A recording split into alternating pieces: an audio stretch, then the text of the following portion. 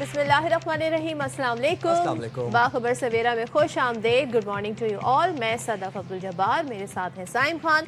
और 2 दिन से हम बात कर रहे हैं इस हवाले से कि पाकिस्तान T20 वर्ल्ड कप का तो हिस्सा है, लेकिन क्या अब हम ये फैसला कर रहे हैं कि हम इसमें शामिल होंगे कि नहीं। पूरा कॉन्टेक्स्ट, पूरा बैकग्राउंड ज़ाहिर आपको पता है कि बांग्लादेश का सारा इशू हुआ। बांग्लादेश की टीम नहीं खेल रही है, आईसीसी ने रिप्लेस कर दिया स्कॉटलैंड से उसे, और ज़ाहिर है बांग्लादेश का हक बनता था। अब पाकिस्तान चाहता है कि सॉलिडारिटी शो करे बांग्लादेश के साथ। तो कल जनाब बड़ी हलचल मच गई, और ये हलचल सरहद पार मची। सरहद पार तो भाई आप वहाँ के स्पोर्ट्स जर्नलिस्ट की ट्वीट्स देखें, आप उनका चैनल देखें, वो जिस तरीके से डिस्कशन कर रहे हैं कि क्या होगा, पाकिस्तान वर्ल्ड कप T20 खेलेगा कि नहीं खेलेगा, किस तरीके से पाकिस्तान क्या डिसीजन लेने जा रहा है, और वजह क्या बनी।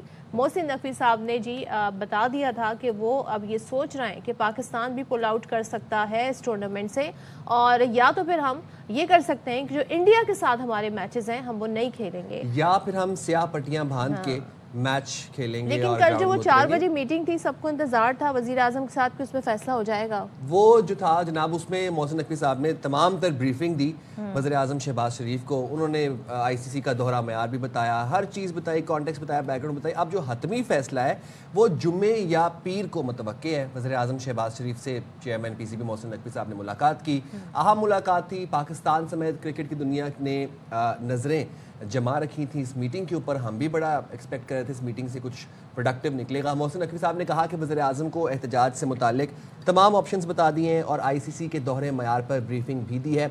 अच्छा, मोहसिन नकवी साहब का एक ये भी मौक़िफ़ है कि वो कहते हैं कि हमारे लिए वो इंपॉर्टेंट है जो हमें गवर्नमेंट ऑफ पाकिस्तान ने कहना है, ये इंपॉर्टेंट नहीं है कि आईसीसी क्या कह रहा है, क्या सोच रहा है। तो ये इस बात के ऊपर वो स्टैंड कर रहे हैं और बड़ा फर्मली स्टैंड कर रहे हैं। अच्छा, अब बांग्लादेश तो वर्ल्ड कप से बाहर है, इसके बाद भी जो सूरत हाल है क्या है, इस हवाले से आगाह कर दिया है।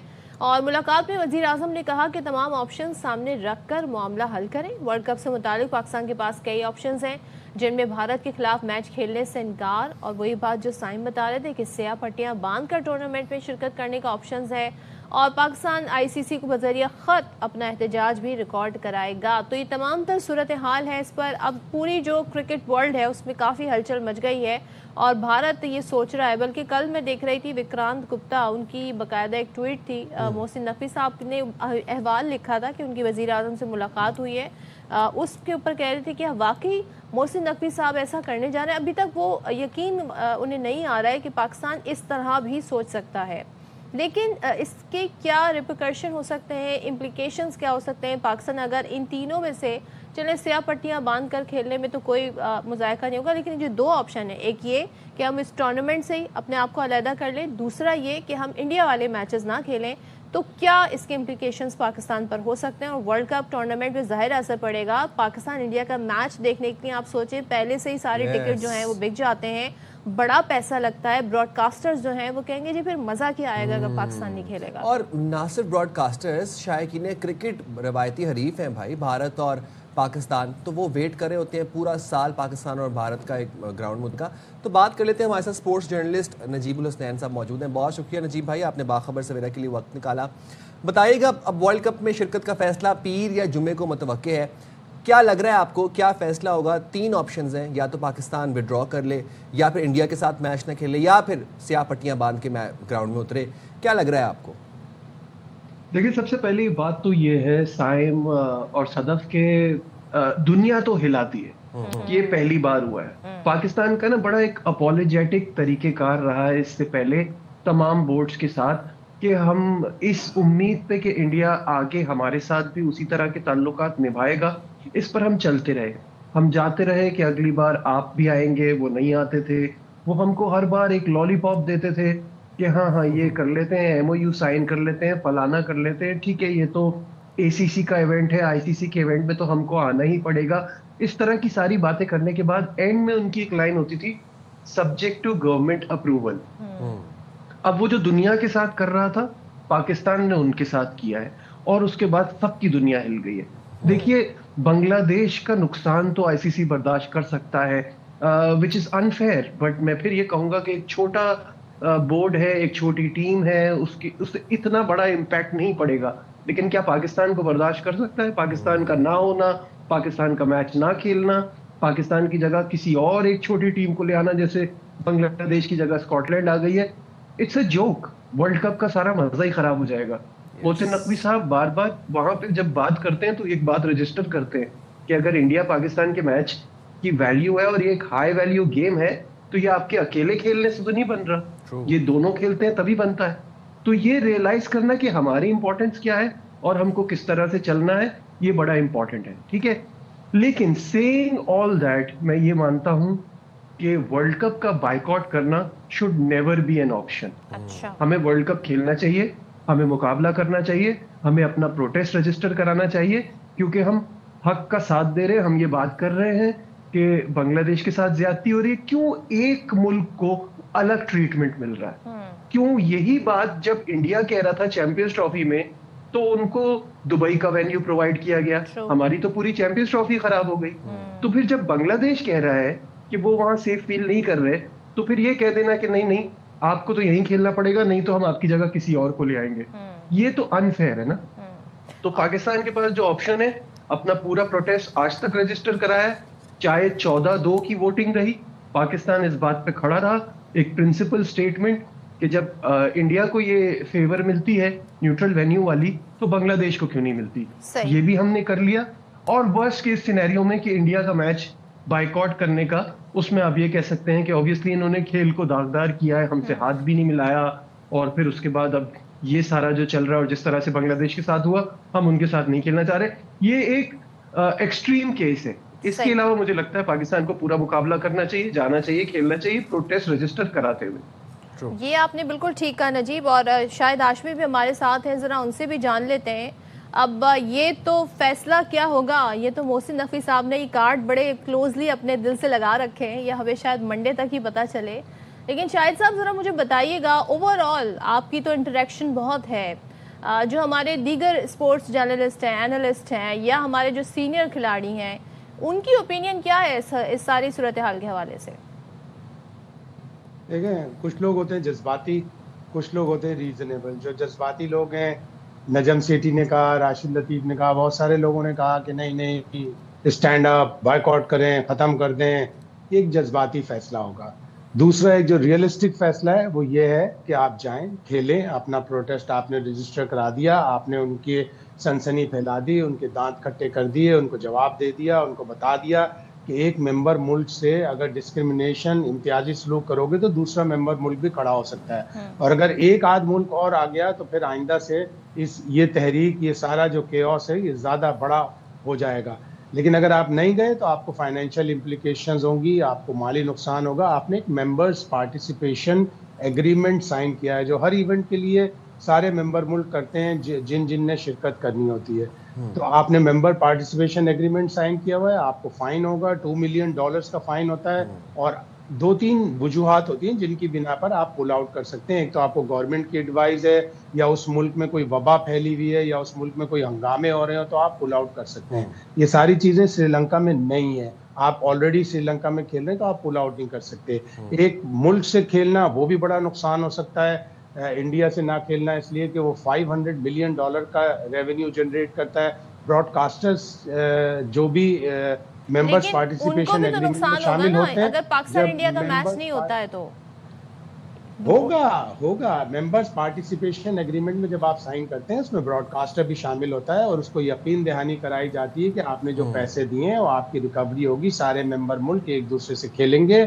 تو جو براڈ کاسٹر ہے وہ بھی آپ کے خلاف کورٹ میں جا سکتا ہے, ICC بھی. اور کل رات سے انہوں نے انڈین میڈیا میں فلوٹ کرنا شروع کر دی کہ ICC نے پاکستان کرکٹ بورڈ کو بتا دیا کہ آپ کے اوپر بڑے منفی اثرات ہوں گے, آپ کو فائن لگے گا, تو آپ بیان بازی سے گریز کریں اور آپ ورلڈ کپ میں شرکت کریں. تو یہ اتنا آسان نہیں ہوگا, لیکن پاکستان نے ساری چیزیں بتا دی, رجسٹر کرا دیا, ایک ملک کے ساتھ کھڑا ہو گیا. اب اس کے آگے بہت زیادہ پھر پاکستان. اچھا, ایک چیز جو شاہد صاحب نے کہی, نجیب آپ سے میں رائے جانا چاہوں گی کہ کچھ لوگ جذباتی بات کریں. بات اب جذبات کی نہیں رہ گئی ہے, وہی بات جو آپ نے کہی کہ پوری ایک ہسٹری بن گئی ہے انڈیا کی, جس طرح وہ بیہیو کر رہا ہے, اسپیشلی جب سے ICC پر بڑا انفلوئنس ان کا ہے. بات صرف پاکستان سے شروع ہوتے ہوتے اب بنگلہ دیش تک چلی گئی ہے. پہلے جی آئی پی ایل میں ان کے پاکستان کے کھلاڑی نہیں کھیل سکتے تھے, اب بات بنگلہ دیش کے کھلاڑیوں تک آ گئی, پھر ہینڈ شیک تک معاملہ آ گیا, پھر ٹرافی نہ لینا, اور پھر بیانات آنا, پھر جس طرح انہوں نے آ کر ان کے کیپٹن نے آ کر پریس کانفرنس میں پولیٹیسائز بیان دیا, تو کہیں نہ کہیں تو اس چیز کو لگام ڈالنی پڑے گی. کیا یہ جذباتی فیصلہ ہوگا؟ اگر تو یہ ہوتا ہے, جس کے چانسز کم ہے, لیکن کیا یہ جذباتی فیصلہ آپ اسے کنسیڈر کریں گے اسٹل؟ 100% جذباتی فیصلہ ہوگا, کیونکہ دیکھیں جو آپ نے کرنا تھا نا وہ آپ کر چکے. آپ نے اپنا پروٹیسٹ دکھایا, آپ نے بتایا دنیا کو کہ ہم بھی کچھ ہے, ہم برداشت نہیں کریں گے, اور آپ نے دنیا کو یہ بھی رجسٹر کرایا کہ آپ کو لگتا تھا صرف ہمارے ساتھ ہو رہا ہے کیونکہ ہمارے تعلقات ایسے ہیں, اب بنگلہ دیش کے ساتھ بھی ہو رہا ہے, کل کو کسی اور کے ساتھ بھی ہو سکتا ہے. تو آپ نے یہ شو کرنا تھا, آپ نے یہ شو کر دیا. لیکن اس سے آگے نا اب کوئی بھی فیصلہ لیتے ہوئے آپ پروز اینڈ کونس دیکھتے ہیں کہ ہمیں فائدہ کتنا ہے اور ہمیں نقصان کتنا ہے. ہم اس نقصان کا اگر سوچیں گے نا تو اس کو دیکھتے ہوئے ہمیں ایک سینسیبل ڈیسیشن لینا ہے. پھر جو حکومت کہے گی ہم سب ساتھ کھڑے, جو Pakistan cricket board, Pakistan government فیصلہ کرے گی ہم سب ساتھ کھڑے. لیکن آپ کو پروز اینڈ کونس دیکھتے ہوئے کہ اس کا نقصان ہمیں بہت بڑا اٹھانا پڑ سکتا ہے, اس سے ہمیں کچھ فائدہ نہیں ہوگا. تو ہمیں یہ سوچتے ہوئے وہ فیصلہ کرنا ہے جو پاکستان کے لیے, پاکستان کرکٹ کے لیے اچھا ہو. ویسے ہم نقصان کی جہاں پر بات کر رہے ہیں نجیب بھائی, آپ بھی کافی عرصے سے اسپورٹس جرنلزم کر رہے ہیں, میں آپ کی رائے جاننا چاہوں گا. In case for instance Pakistan اور بھارت نہیں کھیلتے, I C C I, B C C I, broadcasters, ان کا کیا نقصان ہو سکتا ہے؟ دیکھیں ان کا بہت نقصان ہوگا, جیسے ابھی صدف بھی کہہ رہی تھی جب شاہد صاحب ایکسپلین کر رہے تھے, وہ نقصان وہ پھر آپ پہ ڈالیں گے نا, وہ پھر آپ پہ سینکشنز لگائیں گے, وہ $2 ملین کا آپ پہ لگے گا. ہو سکتا ہے پی ایس ایل کے لیے بھی پرابلم ہو, آپ کو آپ کے یہاں ٹیمیں آنا روک دی جائیں, بہت کچھ ہو سکتا ہے. اس کے سرکمسٹانسز بہت خطرناک نکل سکتے ہیں. That's why we are seeing کہ جو کرنا ہے اس میں پھر آپ دیکھیں, اگر آپ یہ سب برداشت کر سکتے ہیں دین ویل اینڈ گڈ, بالکل کیجیے. لیکن اس کے علاوہ جو بھی پاسبل حل نکل سکتا ہے کھیلتے ہوئے وہ ہمیں نکالنا چاہیے. اور کل میرا خیال ہے میٹنگ میں اسی قسم کی بات ہوئی ہے, جو ذرائع کہہ رہے جانے کا پاکستان سوچ رہا ہے, میرا خیال ہے کہ اس طرف ہی زیادہ لین کر رہا ہے. لیکن ہم نے ساتھ ساتھ یہ بھی دیکھنا ہے کہ ہم اپنا پروٹیسٹ بھی کیسے لے کے چل سکتے ہیں. اچھا شاہد صاحب ذرا یہ بتائیے گا, بات یہاں پر امپلیکیشنز کی ہو رہی ہے, ویسے کیا خبریں کیا ہیں کہ پاکستان جو ہے وہ اس چیز کو کتنا آگے لے کے مزید جا سکتا ہے؟ بیکاز فیب میں یہ ٹورنامنٹ ہونا ہے, اب پہلے کل کا ٹائم دیا گیا, پھر جمعے کا ٹائم, پھر اب منڈے کی بات ہو رہی ہے. کچھ تو آپ کے پاس خبر ہوگی, کیا محسن نقوی صاحب اس حوالے سے فیصلہ کرنا چاہ رہے ہیں؟ دیکھیں ظاہر ہے وہ پاکستان کرکٹ بورڈ کے آفیشل سے, جو ان کے قریبی لوگ ہیں ان سے مشورہ کریں گے. ہو سکتا ہے وہ 2-3 پرانے جو پاکستان کرکٹ بورڈ کے چیئرمین ہیں ان سے مشورہ کریں. لیکن ذرائع یہی بتا رہے ہیں کہ ان کو مشورہ یہی دیا گیا ہے کہ آپ پاکستان کی ساکھ کے لیے, پاکستان کی فیوچر کی کرکٹ کے لیے آپ ضرور بھیجیں ٹیم کو. اس لیے کہ کل سے جو خبریں فلوٹ کروانا شروع کر دی گئی ہیں انڈین میڈیا میں, اس میں ایک چیز یہ بھی ہے کہ آپ کو اوورسیز پلیئرز نہیں ملیں گے آپ کی پی ایس ایل کے لیے. یہ ایک طرح سے وارننگ ہے, یہ آپ کو چھوٹی چھوٹی سرخیاں چھوڑ دیتے ہیں وہ اپنے پیٹ جو میڈیا کے تھرو, زیادہ تر انڈین میڈیا ہی ہے کہ جی آپ کو ایک تو فائنینشیل امپلیکیشنز ہوں گے, براڈ کاسٹر آپ کو کورٹ میں لے جائے گا, آپ نے سائن کیے ہوئے ہیں, پھر آپ کو overseas players P S L کے لیے نہیں ملیں گے, آپ کے فورن ٹورز پہ ایک مسئلہ ہو جائے گا, ٹیمیں آپ سے کھیلنا انکار کر دیں گی, تو اس صورت میں پاکستان کو پرابلم ہوگی. تو اندر سے ذرائع سے یہی خبریں پتہ چل رہی ہیں کہ پاکستان جائے گا, پاکستان نے اپنا پروٹیسٹ رجسٹر کرا دیا. ہاں 1 یا 2 ملک اور ہوتے پاکستان کے تو پھر اس چیز کو لمبا لے کے جایا جا سکتا تھا. تو اب جو آپ کا سوال ہے کہ کہاں تک لے جا سکتا ہے, پیر تک لے جا سکتا ہے, پیر سے پہلے پاکستان فیصلہ. And the sad thing is نجیب, جیسے آپ نے مینشن کیا کہ جو میٹنگ ہوئی 14 میں سے 2 ووٹ تھے بنگلہ دیش کی حمایت میں, تو یہ بھی تو ایک بڑا انفارچونیٹ بات ہے. یہ ریئلائزیشن باقی بورڈز میں کیوں نہیں ہے کہ بھارت کی ناانصافیاں انہیں کیا دکھ نہیں رہی ہیں, یا ان کا انفلوئنس بہت زیادہ ہے بی سی سی آئی کا آئی سی سی پر؟ دیکھیے be C C I C سی ہی ہے, یہ انفلوئنس والی بات تو ہم پہلے کرتے تھے, اب تو وہی ہو گیا. پھر جیسا جب سے اس کے سربراہ بنے ہیں تو وہ نظر آ رہا ہے کہ وہ ایک فیوریٹزم ہے.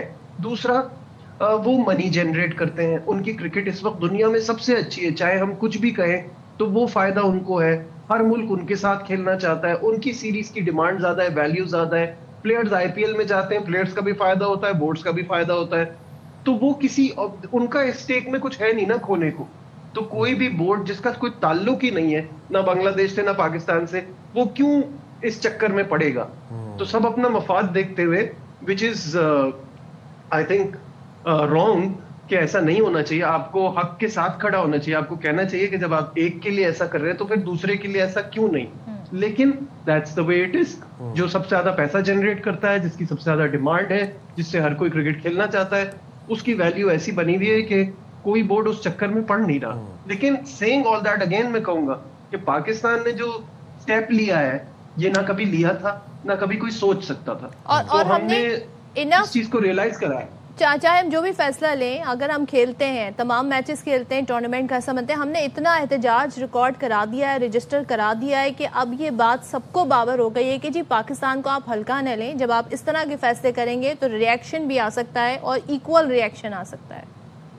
بالکل ایسا ہی ہے. اور پاکستان نے یہ چیز شو کی ہے کہ ہماری کچھ ویلیو ہے, اور ہم نہ صرف اپنے ساتھ لیکن کسی اور کے ساتھ بھی وہی چیز ہو رہی ہے, تو اس پہ ہم کھڑے ہیں, جس پہ ہم نے بنگلہ دیش کا ساتھ دیا ہے. بنگلہ دیش تھوڑا پیچھے ہٹ گیا ہے, لیکن ہم کھڑے ہیں پھر بھی. میں یہی بات شاہد بھائی آپ سے جاننا چاہوں گا کہ بنگلہ دیش کے ساتھ جو آئی سی سی نے کیا انجسٹیفائڈ تھا, انفیئر تھا.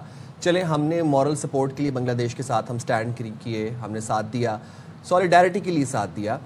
بٹ اگر پاکستان اپنے آپ کو فار انسٹنس وڈرا کرتا ہے ورلڈ کپ سے, یا پھر انڈیا کے ساتھ میچز کا بائیکاٹ کرتا ہے, کیا ہمارے ساتھ سولیڈیرٹی میں بھی کوئی بورڈ کھڑا ہوگا؟ کوئی بھی نہیں کھڑا ہوگا, اس لیے کہ انڈیا کی مائٹ ہے. انڈیا جب بھی کسی ملک کا دورہ کرتا ہے تو ٹی وی رائٹس اس ملک کے پاس ہوتے ہیں, اور انڈیا اپنے چینلز کے لیے جب وہ براڈ کاسٹ رائٹس خریدتا ہے تو بے پناہ پیسہ دیتا ہے. پچھلے سال انڈیا کی ٹیم آسٹریلیا گئی تھی, 3 ون ڈے اور 5 T20 کھیلے, اس میں سے بھی بارش کی نظر بھی ہو گئے. اس کے باوجود $60 ملین آسٹریلیا کو ملے ٹی وی رائٹس کی مد میں. 2-3 سال پہلے جب انڈیا کی ٹیم ٹیسٹ میچ کھیلنے گئی تھی, وہ اپنی مرضی سے وینیو چنتے ہیں. وہ کہتے ہیں ہمیں ادھر کھیلنا ہے, ہمیں ادھر کھیلنا ہے. سامنے والی ٹیم مجبور ہو جاتی ہے, کہتی ہے اچھا ٹھیک ہے سر, آپ ادھر ہی کھیل لیں جدھر آپ چاہتے ہیں. تو انڈیا کی مائٹ ہے, اور اب ان کی ٹیمیں بھی اچھی ہو رہی ہیں. ون ڈے میں ان کو تھوڑا سا بھی جھٹکا لگا, ٹیسٹ میں لگا, لیکن T20 جس طرح سے وہ کھیل رہے ہیں ایسا لگ رہا ہے جیسے مریخ پہ کھیل رہے ہیں, باقی ٹیمیں زمین پہ کھیل رہی ہیں. ایک میچ میں 150 10 اوور میں کر لیے. 200 کا جو ہمارا سب سے فاسٹسٹ چیز تھا آکلینڈ کا پچھلے سال کا, وہ ریکارڈ انہوں نے توڑ دیا. تو وہ الگ ہی طرح کی کرکٹ کھیل رہے ہیں. ان کی کرکٹ بھی بہتر ہو گئی, ان کے پاس پول آف پلیئرز بھی زیادہ ہے, ان کی مائٹ ہے, ان کے پاس پیسہ ہے. اس کا مقابلہ کرنے کے لیے 3-4 ملک جمع ہوں گے, تب جا کے ان کی باتیں, جو غلط باتیں ہوں گی وہ رد ہو سکتی ہیں. اگر 3-4 ملک نہ کھڑے ہوئے تو پاکستان اور بنگلہ دیش کچھ بھی نہیں کر سکتے. اچھا, میں آخر میں آپ تینوں سے کوئی کامنٹ لینا چاہوں گی, دونوں سے. نجیب, اب جو تڑکا محسن نقوی صاحب نے لگا دیا ہے, پتہ نہیں اس سے دال میں کتنا فلیور آئے گا. میں ٹورنامنٹ کی بات کر رہی ہوں, لیکن یہ تو طے ہے کہ اب زیادہ ہمیں ایڈونچر دیکھنے کو ملے گا, اب زیادہ اینیمیسٹی ہمیں دیکھنے کو ملے گی. بڑا ڈفرینٹ اسپائس اپ انوائرمنٹ ہوگا اس ٹورنامنٹ میں. جی بالکل, آگ ابھی سے لگ گئی ہے. یہ ٹورنامنٹ بڑا دھماکے دار ہونا ہے. ویسے ہی ہم تو اپنی بات پہلے ہی منوا چکے ہیں. دیکھیں, ہمیں یہ بھی یاد رکھنا ہے کہ انڈیا اپنا ہوم وینیو چھوڑ کے جو ورلڈ کپ کا میزبان ہے, ہم سے میچ کھیلنے سری لنکا آئے گا. تو یہ بات پہلے ہی ہم منوا چکے ہیں. اس کے بعد ہم کسی دوسرے کی لڑائی میں بھی لڑ رہے ہیں, تو ہم نے اپنی امپورٹنس, میں نے جیسے کہا ہے, وہ کلیئرلی دنیا کو دکھا دی ہے. اب یہ چیز ہمیں میچز میں ملے گی اور بڑے دھماکے دار مقابلے ہوں گے. تو شاہد صاحب, آپ کیا کہیں گے؟ بڑا اب تو گراؤنڈ میں صورتحال ہی بڑی ڈفرینٹ سی ہو جائے گی, کیونکہ پاکستان آئے گا تو پھر ان کے تیور بھی بڑے ڈفرینٹ ہوں گے انڈیا والوں کے. بالکل ہونی چاہیے. دال ابھی پتلی ہے, اس میں تڑکا لگا تو دیا ہے, لیکن اس کو اگر حلیم بنانا ہے تو اور دالیں بھی ایڈ کرنی پڑیں گی. اور پھر پاکستان کو 15 فروری کو میچ جیتنا ہوگا, ان کی پارٹی اسپوائل کرنی ہوگی, سیمی فائنل کھیلنا ہوگا, اور پھر فائنل بھی کولمبو میں ہو. جس طرح انہوں نے ہماری چیمپئنز ٹرافی سے, ہمارا فائنل چینا لاہور میں فائنل ہونا تھا, سب تیاریاں تھیں, وہ انہوں نے بہترین کرکٹ کھیلی. دبئی میں ایک ہی جگہ پہ کھیلی, ایک ہی ہوٹل میں رہتے تھے. ہم بھی کولمبو میں ایک ہی جگہ پہ رہیں, کینڈی جائیں, وہاں سے واپس آئیں, سیمی فائنل کھیلیں, پھر 8 مارچ کو فائنل بھی کھیلیں. چاہے پاکستان انڈیا کا فائنل ہو, لیکن فائنل میں پاکستان ہو, ताकि उनकी पार्टी स्पॉइल हो। भाई True. मैं तो और कहती हूँ मैच जीतना जरूरी नहीं तो हम बैठ के ये ना कह रहे हो कि इससे अच्छा बायकॉट ही कर देते। वैसे क्या ही अच्छा हो कि अपनी परफॉर्मेंस से पाकिस्तान प्रूव करे और सेमीफाइनल भी खेले, इंशाल्लाह फाइनल भी खेले। बहुत शुक्रिया शाहिद भाई और नजीब भाई, Thank you आपने so बात much. सवेरा के लिए वक्त निकाला। क्या मिला आपको सुबह सुबह दाल गोश्त का जिक्र भाई करके? मैं तो ये मंजर देख रही हूँ और जो वहाँ पर हलचल मची ना, मैं उससे बड़ी महसूस हो रही हूँ जो कुछ हो रहा है। देखें, आप इंडिया को ये बताना चाहिए, यह एहतजाज रिकॉर्ड कराने का मकसद ये ज़रूरी था कि इंडिया को कोई ना कोई तो लगाम डाले, कोई ना कोई तो बताए कि आपकी मनमानी नहीं चल सकती है, रूल्स के हिसाब से जी गेम खेला जाएगा। और आईसीसी को भी ये सोचना चाहिए कि उनका किरदार एक आर्बिटर का किरदार है, उनको वो रोल प्ले करना चाहिए, ना कि बी टीम बन जाना चाहिए बीसीसीआई की। And I believe Mohsin Naqvi साहब बड़े अच्छे से ये काम कर रहे हैं, हर एक्शन का रिएक्शन आ रहा है और वो मैंने कहता हूँ ना वो गर्दन से पकड़ा हुआ है आईसीसी को। सही कर रहे हैं मोहसिन नकवी साहब। मूविंग फॉरवर्ड, मुल्क में आजकल जो सर्दी की लहर है वो शदीद से शदीद तर ही होती जा रही है और हम देख रहे हैं कि ना सिर्फ बालाई इलाकों बल्कि मैदानी इलाकों में भी कहीं पर यालाबारी हो रही है, कहीं पर बर्फ़बारी हो रही है, कहीं पर रिकॉर्ड वो बारिश हो रही है, रिकॉर्ड ठंड पड़ रही है जनाब। बलूचिस्तान की जो मगरबी हवाएं हैं वो कराची आ गई हैं, ये देखें आप लोगों को अंदाज़ा हो रहा होगा हमारी बैकग्राउंड देख के। कहीं बर्फ़बारी हो रही है, कहीं पर बारिश ने रंग जमाया हुआ है। कोयटा और गिरदनवाह में एक बार फिर बर्फ़बारी हुई। कलात, मस्तोंग, कला सैफुल्ला और दीगर इलाकों में भी बर्फ़बारी से मौसम शदीद सर्द हो गया है। और यही नहीं बल्कि हम ये देख रहे हैं कि एनडीएमए ने आज केपी, बलूचिस्तान, गिलगित बल्तिस्तान, आज़ाद कश्मीर में मज़ीद बारिश और बर्फ़बारी का भी अलर्ट जारी किया है। और साथ ही हम ये देख रहे हैं बर्फ़बारी के चौथे स्पेल ने सयाहों को एक और मौका फराहम करने। ये सही, वाह, ये बर्फ़बारी हमारे स्टूडियो में भी हो गई। बहुत हल्की फुल्की सी हो रही है लेकिन बड़ी, लेकिन हम इसको यहीं पे एंजॉय कर सकते हैं। वो ये कहते हैं ना, हम स्टूडियो से बैठ के ही सारे मौसम एंजॉय कर लेते हैं। तो जब कि हम तो सयाहों की मौजों की बात कर रहे थे, यहाँ पे लग रहा है हमारे जी मौजें आ गई हैं। अच्छा जी, और एक्सप्रेस वे बंद करके मजीद सयाहों को आने से रोक दिया। ये देखें जी आप, ये दिलकश नज़ारे, खूबसूरत, इंतहाई। अच्छा ये जो आपको वैसे शायद मनाजिर ये फुटेज में फील ना हो रहा हो, लेकिन ये 8-8, 9-9, 10-10 इंच के करीब बर्फ पड़ी हुई है इन पहाड़ों के ऊपर।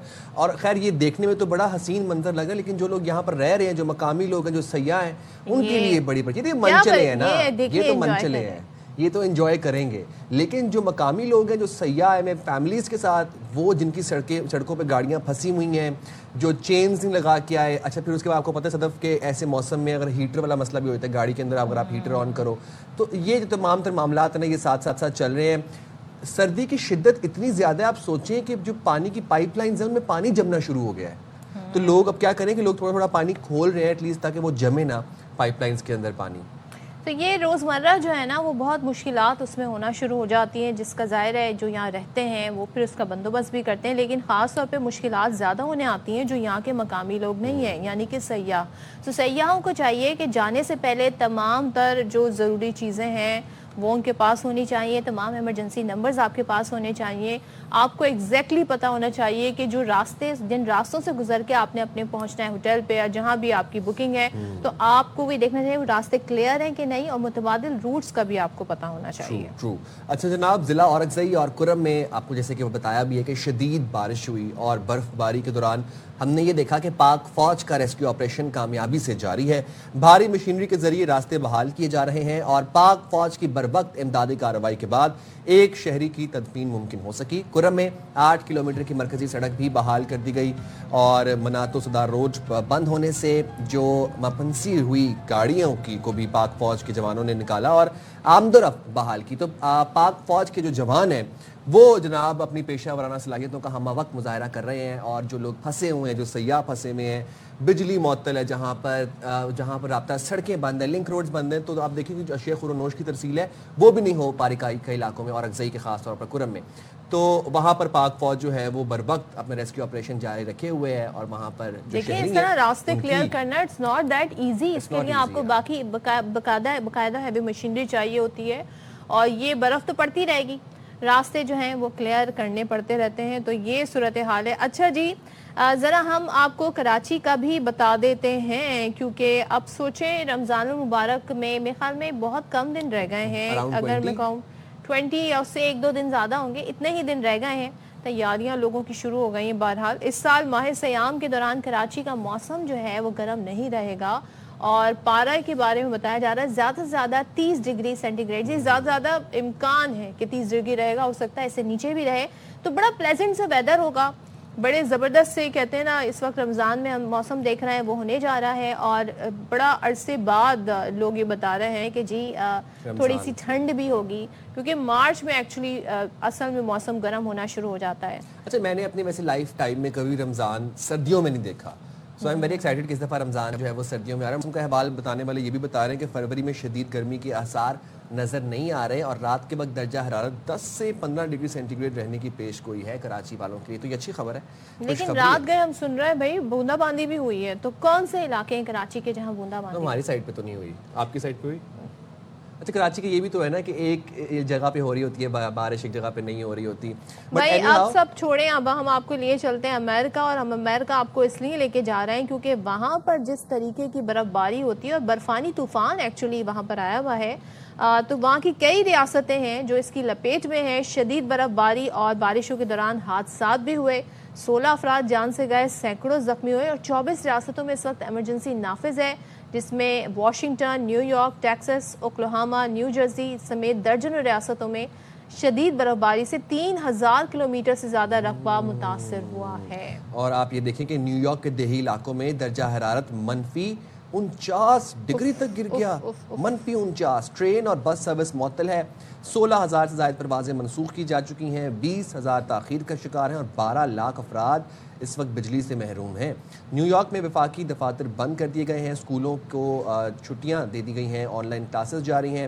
Mayor new York Dhahran Mamdani ایسے وقت میں ہم نے دیکھا کہ وہ انہوں نے خود اٹھایا بیلچہ، اور انہوں نے کہا لو جی میں بھی ساری سڑکیں جو ہے سنو صاف کرتا ہوں، تو وہ بھی ریسکیو کے اور یہ جو امدادی کام تھے اس میں ہمیں شریک نظر آئے، بالکل جسے کہتے ہیں نا کہ وہ ہمہ وقت یہ زہران ممدانی صاحب۔ اچھا، یہ ابھی ریسنٹلی نیولی الیکٹڈ ہیں زہران ممدانی، اور پھر وہی بات ہے کہ وہ جو انہوں نے باتیں کی تھیں، جو وعدے کیے تھے عوامی سطح پر، وہ ہمیں نبھاتے ہوئے نظر تو آ رہے ہیں ویسے۔ بالکل، اور عوام میں ایسے ہی نہیں ان کی پاپولیرٹی تھی، تو عوامی نمائندہ ہیں تو عوام کی طرح وہ عوام میں گھل مل بھی گئے۔ چلیں جی، ہم یہاں پر چھوٹا سا بریک لیتے ہیں اور اس بریک کے بعد واپس آتے ہیں۔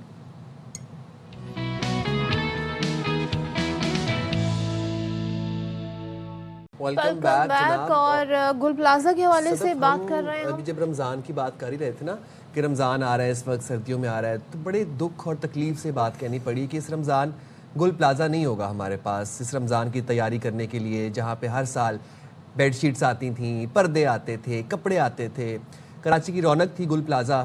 اس رمضان ہمارے ساتھ گل پلازا نہیں ہوگا، اور یہ وہ ٹائم ہے کہ جب گل پلازا والوں کو آپ کی ضرورت ہے، اور آپ نے ہر طریقے سے، کیونکہ میں بہت ساری ایسی شاپس دیکھ رہی ہوں جو کبھی فزیکل شاپس ہوا کرتی تھیں، گل پلازا میں ہوا کرتی تھیں، اب وہ لوگ تھوڑا بہت کچھ جو ان کا سامان بچا ہے اب وہ آن لائن اپنا کاروبار کر رہے ہیں۔ تو اگر آپ سے ہو سکے تو ضرور، بلکہ آپ کو کرنا چاہیے، ان کو سپورٹ کریں اور ان سے پھر پرچیز بھی کریں۔ تو سانحہ گل پلازا کی جب ہم بات کر رہے ہیں تو جو بلڈنگ ہے وہ اب بلڈنگ تو کیا رہی ہے، سرچ آپریشن وہاں پر جاری تھا، اور یہ تھا کہ اگر مزید بھی ڈیڈ باڈیز خدا نخواستہ ہیں تو وہ ان کو ریکور کر لیا جائے وہاں سے، یا کسی قسم کی ریمینز ہیں تو انہیں ریکور کر لیا جائے۔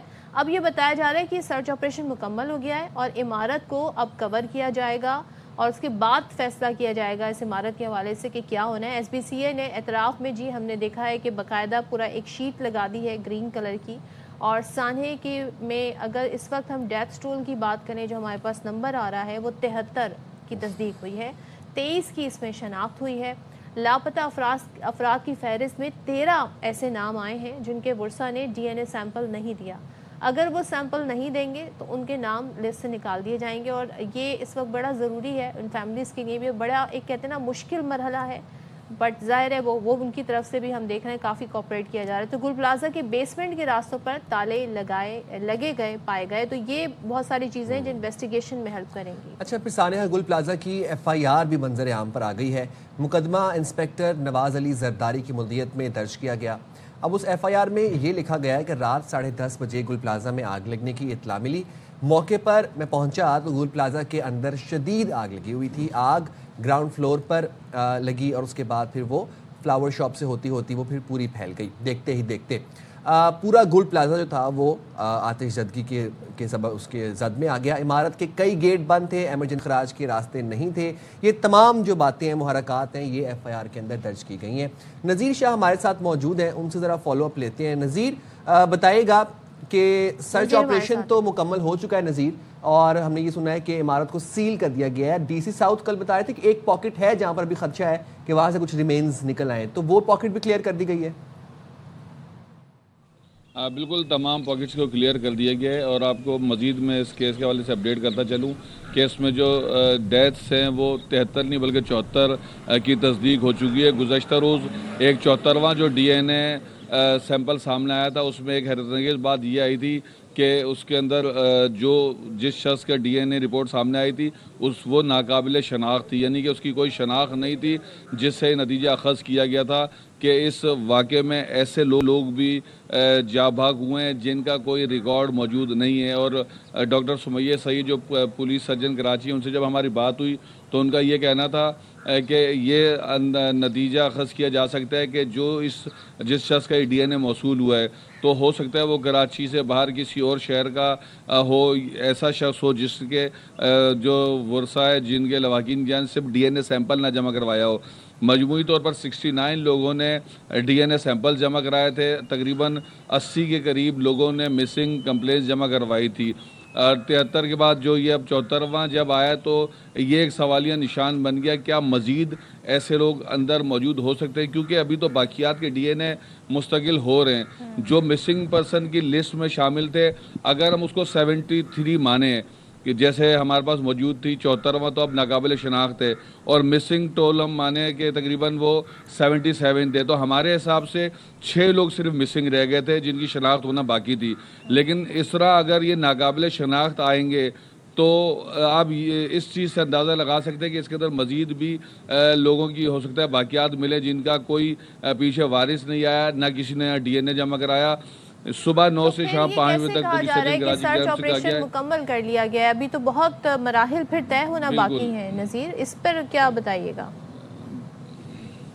بالکل دیکھیں صدف, بالکل یہی بات ہے. اور سب سے پہلے میں ایک چیز اور کلیئر کرتا چلوں کہ اس گل پلازا کا جب واقعہ ہوا تھا تو اس گل پلازا میں کسی وقت بھی پہلے دن سے ہی کوئی ریسکیو کا عمل تو سمجھے کیا ہی نہیں گیا. یہاں پر صرف سرچ اور آخر میں ریکوری آپریشن کیا گیا ہے. ریسکیو اس کا کہتے ہیں کہ آپ نے ایک جگہ پر کوئی ڈیزاسٹر, کوئی ایسی ہنگامی حالت ہوئی اور آپ نے وہاں سے کسی کو صحیح سلامت نکالا ہو, یا جو نکلے تھے شروع میں جو نکل گئے تھے نکل گئے, جو اندر تھے وہ سب جل کر مر گئے. تو ریسکیو آپریشن تو یہ ڈے فرسٹ سے ہی نہیں تھا.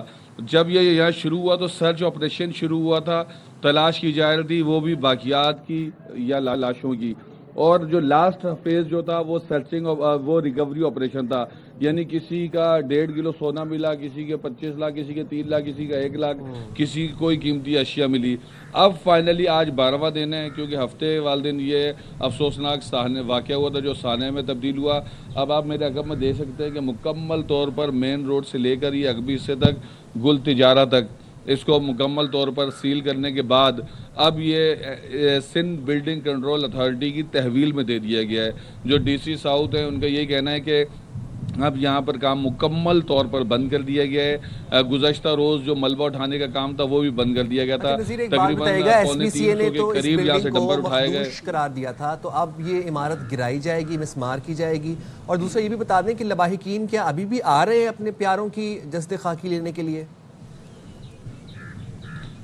دیکھیں لواحقین اور جو بھی اس طرح کے لوگ جن کے کچھ تو وہ لوگ تھے جن کی شناخت ہو گئی تھی, تو وہ ابھی تک آپ یہ سمجھیں کہ 23 لوگوں کی شناخت ہوئی ہے, تو 23 لواحقین سے رابطہ کیا گیا ہے. جو باقی جو ہیں کسی کی جس کی شناخت ڈی این اے کے ذریعے ہوتی جائے گی تو وہ پروسیس بھی ایک الگ ہے. لیکن جو اس کے اندر جو ہلاکتوں کی جو تعداد ہے وہ آپ سمجھیں کہ آفیشیلی جو ہمارے پاس کراچی پولیس کا جو ورژن ہے وہ 74 ہو چکی ہیں. تو سول اسپتال میں لوگ آتے رہے اپنے پیاروں کو, کوئی پوری لاش لے کر گیا, کوئی شاپنگ بیگ میں لے کر گیا. تو اس طرح کی صورتحال بھی ہم نے دیکھی ہے. اس وقت جو ایس پی سی اے کا ان کا یہ کہنا ہے کہ یہاں پر باقاعدہ ٹیکنیکل ٹیم جانے سے وزٹ تو کیا جا چکا ہے اور شاید انہوں نے فیصلہ بھی کر لیا کہ اس عمارت کو منہدم کیا جائے گا, ڈیمولیشن کی جائے گی اور اس کو بالکل گراؤنڈ زیرو کیا جائے گا. لیکن اب دیکھنا یہ ہے کہ کتنے دن اس عمارت کو ایسے ہی سیل رکھا جاتا ہے اور یہاں پر ایس بی سی کی جانب سے اب اگلا عمل کیا کیا جاتا ہے, کیونکہ اب یہاں سے نہ ملبہ اٹھایا جا رہا ہے. مجھے اور بتا دیجئے, آپ نے شروع میں بتایا کہ کچھ ایسے بھی باقیات کہہ لیں جن کے ڈی این اے سیمپل جو ہیں فراہم نہیں کیے گئے, ان کے ورثہ بھی ابھی سامنے نہیں آئے, تو قانونی طور پہ کیا کیا جائے گا, اس چیز کو لے کے آگے کیسے بڑھا جائے گا پھر؟ دیکھیں صدف, ایک بار میں پھر تھوڑا سا واضح کرتے چلوں کہ جب یہاں پر مسنگ کی کمپلینز آ رہی تھی تو پہلے 86 تک پہنچ گئی تھی, پھر بعد میں پتہ چلا کہ کچھ لوگوں کے نام ڈبل آ گئے, کسی نے اپنے پیارے کا نام آدھا بتایا, کسی نے پورا بتایا, تو وہ بھی شامل ہو گئے. تو آخر میں ہم نے دیکھا کہ 77 کے قریب یہاں پر مسنگ آ گئے تھے. جو ڈی این اے جمع کروائے گئے تھے وہ 69 تھے. تو تقریباً بعد میں پتہ چلا کہ 12 یا 13 فیملیز ایسی ہیں جنہوں نے مسنگ میں تو نام لکھوائے ہیں لیکن ڈی این اے سیمپل انہوں نے نہیں جمع کروائے جو ضروری تھے, جس کے بعد بار بار کراچی پولیس سرجن اور انتظامیہ کہتی رہی کہ آپ اپنے ڈی این اے جمع کروائیں تاکہ جس کی شناخت ہوتی رہے اس کے حوالے کرتے رہے. ایٹ دی اینڈ کل جا کر ڈی سی ساؤتھ کی جانب سے یہ کہا گیا ہے کہ اگر ڈی این اے جمع نہیں کروائے گئے, فیملیز نے ڈی این اے نہیں جمع کرایا, تو ان کا نام مسنگ پرسن لسٹ سے ہٹا دیا جائے گا اور یہ تصور کیا جائے گا کہ یہ نام غلط ڈلوائے گئے تھے. اسی طرح کراچی پولیس سرجن سمیہ سید سے ہماری بات ہوئی تفصیلی, تو ان کا یہی کہنا تھا کہ لوگ آئے جن کے پیارے اگر گئے, اور انہوں نے رپورٹ بھی کروائی تھی ہمارے پیارے گئے, صبح 9 سے شام 5 بجے تک جو وہ لیبارٹری میں آ کر اپنا ڈی این اے سیمپل دے سکتے ہیں, تاکہ اگر ان کا کوئی پیارا اس واقعے میں ان سے جدا ہوا ہے تو اس کی تلاش میں پولیس کو بھی مدد مل سکے اور ان کا بھی کام ہو سکے. کیونکہ یہاں پر صرف واحد تقریباً 6 سے 7 لاشیں ایسی تھی جو ثابت حالت ملی تھی, اس کے بعد کسی کا دھڑ ملا, کسی کی ہڈیاں, اور آخر میں وہ صرف پاؤڈر رہ گیا تھا. ایسے ہی ہے, کاپس بن گیا تھا. بہت شکریہ نذیر شاہ, آپ ہمیں اپڈیٹ کر رہے تھے گل بھائی کی ریسنٹ سچویشن سے. تو جناب یہ حالات ہیں, اور ابھی صدف تو ہم گل پلازا کے صدمے سے باہر ہی نہیں آ پا رہے کہ کراچی میں اور آگ لگنے کے واقعات بھی رپورٹ ہو رہے ہیں, اور which is very sad. اور یہی بات ہے کہ دیکھیں آپ کہ کراچی میں ایک بار پھر 2 مقامات پر آگ بھڑک اٹھی. یہ آگ جو تھی وہ ملیر کھوکھرا پار میں ایک سکول اور لانڈھی میں ایک گودام میں لگی. سکول میں آتش زدی کے وقت سکول میں طلبہ موجود تھے, 2 بچے جھلس گئے جنہیں سول اسپتال کے برنز وارڈ منتقل کیا گیا, جہاں ایک بچہ زخموں کی تاب نہ لاتے ہوئے دم توڑ گیا.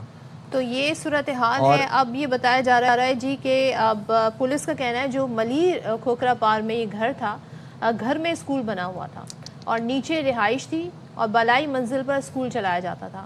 ریسکیو حکام یہ بتا رہے ہیں کہ سلنڈر کی وجہ سے رہائشی کمرے میں آگ لگی جو کمرے میں رکھے دیگر سامان تک پھیلی اور پھر اس نے پورے اسکول کو گھیرے میں لے لیا. تو یہ وجہ بنی ہے. اور ظاہر اسکول تو ایک حساس جگہ ہوتی ہے, وہاں پر بچے, چھوٹے معصوم بچے ہوتے ہیں. ظاہر بچے جو ہوتے ہیں وہ اتنے کہتے ہیں نا, انہیں اتنی اویئرنیس نہیں ہوتی کیا سیفٹی ہونی چاہیے, دھواں اٹھ رہا ہے تو کیا کرنا چاہیے, کچھ مسئلہ ہو گیا تو ٹیچر کو آگاہ کرنا چاہیے. تو ایسی جگہوں پہ اسکول ہونے چاہیے کہ نہیں, یہ ایک بڑا سوال ہے. اسکول ایک حساس جگہ ہوتے ہیں جہاں کئی سو بچے ہوتے ہیں, وہاں سیفٹی کے انتظامات اور کیا اصول اپنانے جانے چاہیے, اس پر بات کر لیتے ہیں. ہمارے ساتھ موجود ہیں additional director private institution Sindh Rafia Javed صاحبہ. رافیہ جاوید صاحبہ, ہم اس پر بہت اسٹریس دے رہے ہیں جب سے سانحہ گل پلازا ہوا ہے, تاکہ جتنی بھی پبلک پلیسز ہیں وہاں پر اس چیز کو میک شور کیا جائے کہ فائر الارم سسٹم ہو, باقاعدہ سیفٹی کے آلات ہوں اور ڈرلز کرائی جائیں بچوں کو, بڑوں کو, آفس میں, جہاں بھی سب کو, کہ اگر ایسی سچویشن ہو جائے تو انہوں نے کرنا کیا ہے. مجھے یہ بتائیے گا یہ اقدامات کتنے ضروری ہیں اور کیا ہونا چاہیے؟ سب سے پہلے تو میں آپ کے چینل کی بے حد مشکور ہوں کہ آپ نے مجھے لائن پہ لیا ہے تاکہ میں اپنا جو موقف ہے پرائیویٹ اسکولز کے حوالے سے آپ کو دے سکوں اور سب جو سننے والے ہیں وہ بھی سن لیں. سب سے پہلے تو یہ ہے کہ جس طریقے سے آپ نے بتایا ہے کہ اسکول میں 2 بچے جھلس گئے, تو یہ ایک اسکول نہیں تھا. ٹھیک ہے, ہمارے یہاں نیکی کے بھی جو وکھرے انداز اور کانسیپٹ ہیں وہ بہت عجیب و غریب ہے. یہ ایک مطلب کمیونٹی نے اسٹریٹ چلڈرن کے لیے ایک just like a coaching centre کھولا ہوا تھا کہ یہ جو بچے گلیوں میں بھٹکتے ہیں تو ان کو جو ہے ہم ایک نان فارمل ایجوکیشن دے سکیں. تو نہ یہ کوئی پراپر رجسٹرڈ اسکول ہے, نہ کوئی ریکگنائزڈ ہے. یہ جسٹ ایک کمیونٹی نے ٹرسٹ نے انتظام کیا تھا نیکی کے جذبے کے ساتھ, لیکن وہ پریکاشنز جو اس کو لینے چاہیے تھے وہ نہیں لیے. دوسری بات, میری انسپیکشن کمیٹی اسی وقت کل گئی تھی 1:30 بجے, وہ وہاں پہنچی, پولیس بھی تھی, تمام ادارے بھی موجود تھے. تو بچہ 2 سال کا جو گھر میں سویا ہوا تھا وہ شہید ہو گیا, جو بہت انفارچونیٹ انسیڈنٹ ہے. اسکول کی جو یہ چلا رہے ہیں انرجسٹرڈ ایک کوچنگ سینٹر, وہ بچے 1 بجے سارے نکل چکے تھے, اور جو اسکول مالک ہے گھر کا, اس نے یہ بتایا کہ گھر کے پیچھے والے حصے میں دیوار کے بعد والا پورشن ہے, وہاں پہ کسی نے کوڑا جلایا ہے جو آگ دی ہے. تو یہ ایک اسکول نہیں تھا جو گھر میں قائم تھا. رافیہ صاحب ایک چیز بتائیے گا, یہ تو ایک اسکول کی بات ہو گئی نا, اگر آپ میں صرف کراچی کو ایز ایگزامپل بات کروں, لا تعداد ایسے اسکولز موجود ہیں جہاں پہ بہت ہی کم ایریا پر وہ اسکول بنائے گئے ہیں. یہاں تو نیچے گھر تھا, اوپر بلائی منزل پر اسکول چلایا جا رہا تھا. نہیں تو جو اسکول ہوتے ہیں ان میں بہت تنگ و تاریک جی راستے ہوتے ہیں, چھوٹے چھوٹے کمرے ہوتے ہیں, اور ہر روم کو جو ہے کلاس بنا دیا جاتا ہے. کتنا امپورٹنٹ ہے کہ اسکول والوں کی ذمہ داری ہو کہ ورک شاپ کرائیں, ڈرل کرائیں, متعلقہ لوگوں کو بلائیں, سیکنڈری پرائمری کلاسز میں بچوں کو آگاہی دیں اور اپنے یہاں سیفٹی آلات رکھیں. پہلے تو یہ کہ ان کو اس بات پہ NOC ملنی نہیں چاہیے اس طرح کی جگہوں پر اسکول قائم کرنے کی.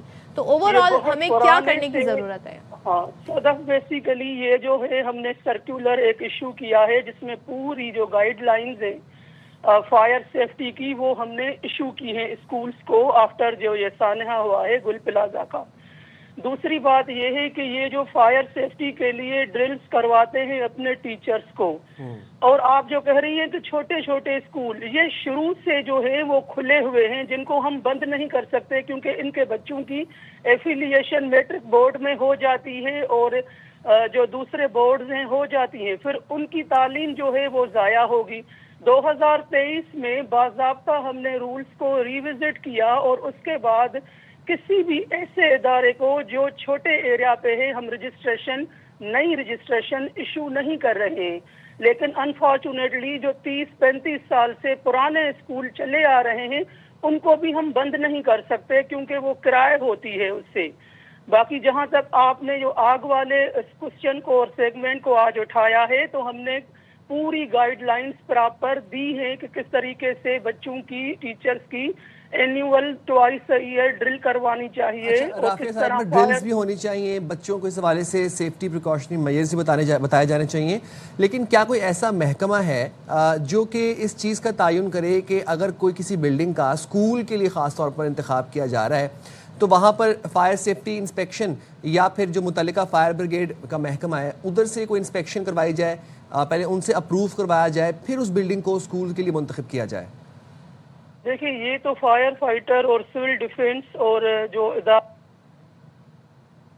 جی رافیہ صاحبہ, ہم جب NOC دیتے ہیں تو ہمارا جو پراپر اسٹرکچر ہے اس میں فائر ایکسٹنگوشر اور اسموک الارمز اور ڈیٹیکٹیوز یہ چیزیں ہونی چاہیے, وہ ہم دیکھتے ہیں کہ ہوتی ہے. اب مسئلہ یہ ہوتا ہے کہ جب ایمرجنسی کبھی بھی ایرپٹ ہوتی ہے تو لوگ بڑے بڑے جو ہیں وہ پینک ہو جاتے ہیں اور بھگدڑ شروع کر دیتے ہیں, جس سے اور بھی جو ہے وہ جانوں کا ضیاع ہوتا ہے اور نقصان ہوتا ہے. تو اس چیز کو ہمیں جو ہے انشور کرنا ہے کہ ہم اپنے اسکولز کو گائیڈ لائنز دیں, ٹریننگز کرائیں, ورک شاپس کرائیں کہ وہ مینٹلی اور فزیکلی یہ آئیڈینٹیفائی ہو گیا ہے کہ کتنے اسکول ایسے ہیں جہاں پر فائر الارم سیف سسٹم ہونا چاہیے, فائر ایکسٹنگوشرز ہونے چاہیے, یہ کچھ لسٹ بنائی گئی ہے یا ابھی سوچا جائے؟ جو ہمارے چین آف اسکولز ہیں, لیڈنگ اسکولز ہیں, مڈل کلاس کو کیٹر کرنے والے جو اسکول ہیں, کیونکہ دیکھیں میں یہاں اپنے آپ کو ڈیفینڈ کرنے نہیں بیٹھی, جو فیکچوئل پوزیشن ہے گراؤنڈ پہ وہ بتانے کے لیے بیٹھی ہوں. ان میں تو یہ سب چیزیں ہیں, لیکن جو گلی محلوں میں چھوٹے سے اسکولز ہیں نا ان میں یہ پریکاشنز نہیں ہے, تو ان کو جو ہے اب ہمیں ویریفائی کرنا ہے, ان کو یہ ساری چیزیں جو ہیں ہمیں امپلیمنٹ کرنے کی ضرورت ہے, کیونکہ وہاں پہ یہ خدشہ بھی زیادہ ہو سکتا ہے آگ لگنے کا.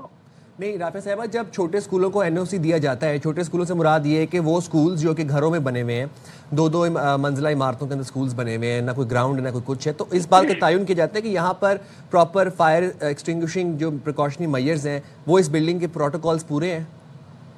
देखें एक बात सुने, प्रोटोकॉल्स देखे जाते हैं at a time of registration and renewal of registration, और छोटे स्कूलों को एनओसी नहीं दी जा रही है। मैंने आपको कहा कि 2023 में बाज़ाब्ता जो हमने रिविजिट किए रूल्स और लॉज, उसके बाद किसी भी स्कूल को जो छोटा हो और जो घर में हो, इस तरीके से छोटे घर में, तो उसको रजिस्ट्रेशन नहीं दी जा रही है। लेकिन जो पहले वाले चल रहे हैं हम उनको भी बंद नहीं कर सकते, चीज़ों को रिविजिट करके हम सही कर सकते हैं, लेकिन शट डाउन नहीं कर सकते। शट डाउन की बात नहीं हो रही, बात ये हो रही है कि उनको फिर आगाही फराम की जाए, उनको ड्रिल की अगर उनके पास स्पेस नहीं है तो वो दी जाए। आगाही बिल्कुल फराहम की जा रही है और सर्कुलर्स भी उनको इशू किए गए हैं। वर्कशॉप्स के लिए उनको टाइम दिया गया है कि टाइमली बच्चों को जो है इसमें इक्विप करें और प्रैक्टिस करवाएं। सही है, ठीक है, बहुत शुक्रिया राफिया जावेद साहिबा, आपने बाखबर वगैरह के लिए वक्त निकाला। और इस अब जो सानिया गुल प्लाजा के बाद हम जिस वक्त गुजार रहे हैं, इस वक्त में हमें इस बात का इदराक होना बहुत ज़रूरी है कि हमारे यहाँ पर बच्चे को पता हो कि फायर सेफ्टी ड्रिल क्या होती है। अगर कहीं पर आग लग जाए तो आपने उसको एक्सटिंग्विश कैसे करना है, ज़लज़ला आ जाए तो आपने क्या करना है, तो ये जाए, प्रैक्टिस होनी चाहिए स्कूल्स की बाकायदा तौर पे। हम वेस्टर्न कंट्रीज़ में, हम एशियन कंट्रीज़ में, जापान में हम ये सब देखते हैं कैसे बच्चों को बहुत कम उम्र से ही चीज़ें सिखाई जाती हैं। तो स्कूल्स का मतलब ये नहीं कि सिर्फ आपने उन्हें किताबों से ही पढ़ाना है, आपने उन्हें ज़िंदगी में मुख्तलिफ हालात और वाक़यात से कैसे निपटना है ये भी आपने उन्हें सिखाना है, फिजिकली भी और मेंटली भी। जनाब हम एक छोटी सी ब्रेक पे हाजिर होंगे, ब्रेक के बाद स्टे देयर विद अस।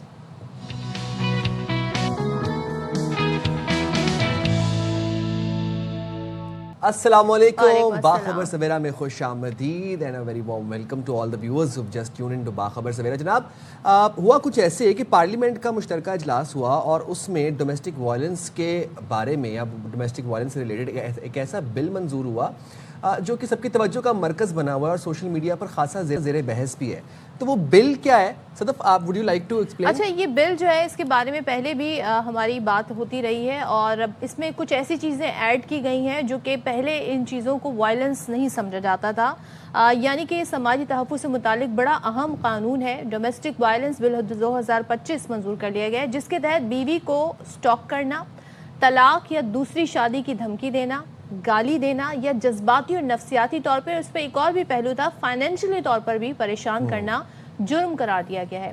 कानून का इतलाक ना सिर्फ बीवी और बच्चों पर होगा बल्कि बुजुर्ग अफराद, माजूर अफराद, ले पालक, ट्रांसजेंडर और घर में रहने वाले दीगर अफराद पर भी होगा। अब मुर्तकिब अफराद को 3 साल तक, यानी कि अगर जो इस तमाम तर कवानीन की खिलाफ वर्जी करेगा, 3 साल तक कैद, 1 लाख रुपए तक जुर्माना आयद किया जा सकता है। कानून में यह भी वाज़ेह किया गया है कि बीवी को मर्जी के बगैर घर में दीगर अफराद के साथ रखना, ख़ानदान के अफराद की प्राइवेसी या इज़्ज़त नफ्स मजरू करना भी काबिल सज़ा जुर्म होगा। तो जो इस कहते हैं ना बानी है इस बिल की, उनसे ही बात कर लेते हैं। और पहले भी हमारी इस हवाले से बात हो रही थी, ज़रा कुछ मुश्किलात आ रही थी इस बिल के अप्रूवल में, लेकिन अब इस बिल को पेश कर दिया गया। पीपल्स पार्टी की रहनुमा है member national assembly Sharmila Farooqui साहब हमारे साथ हैं।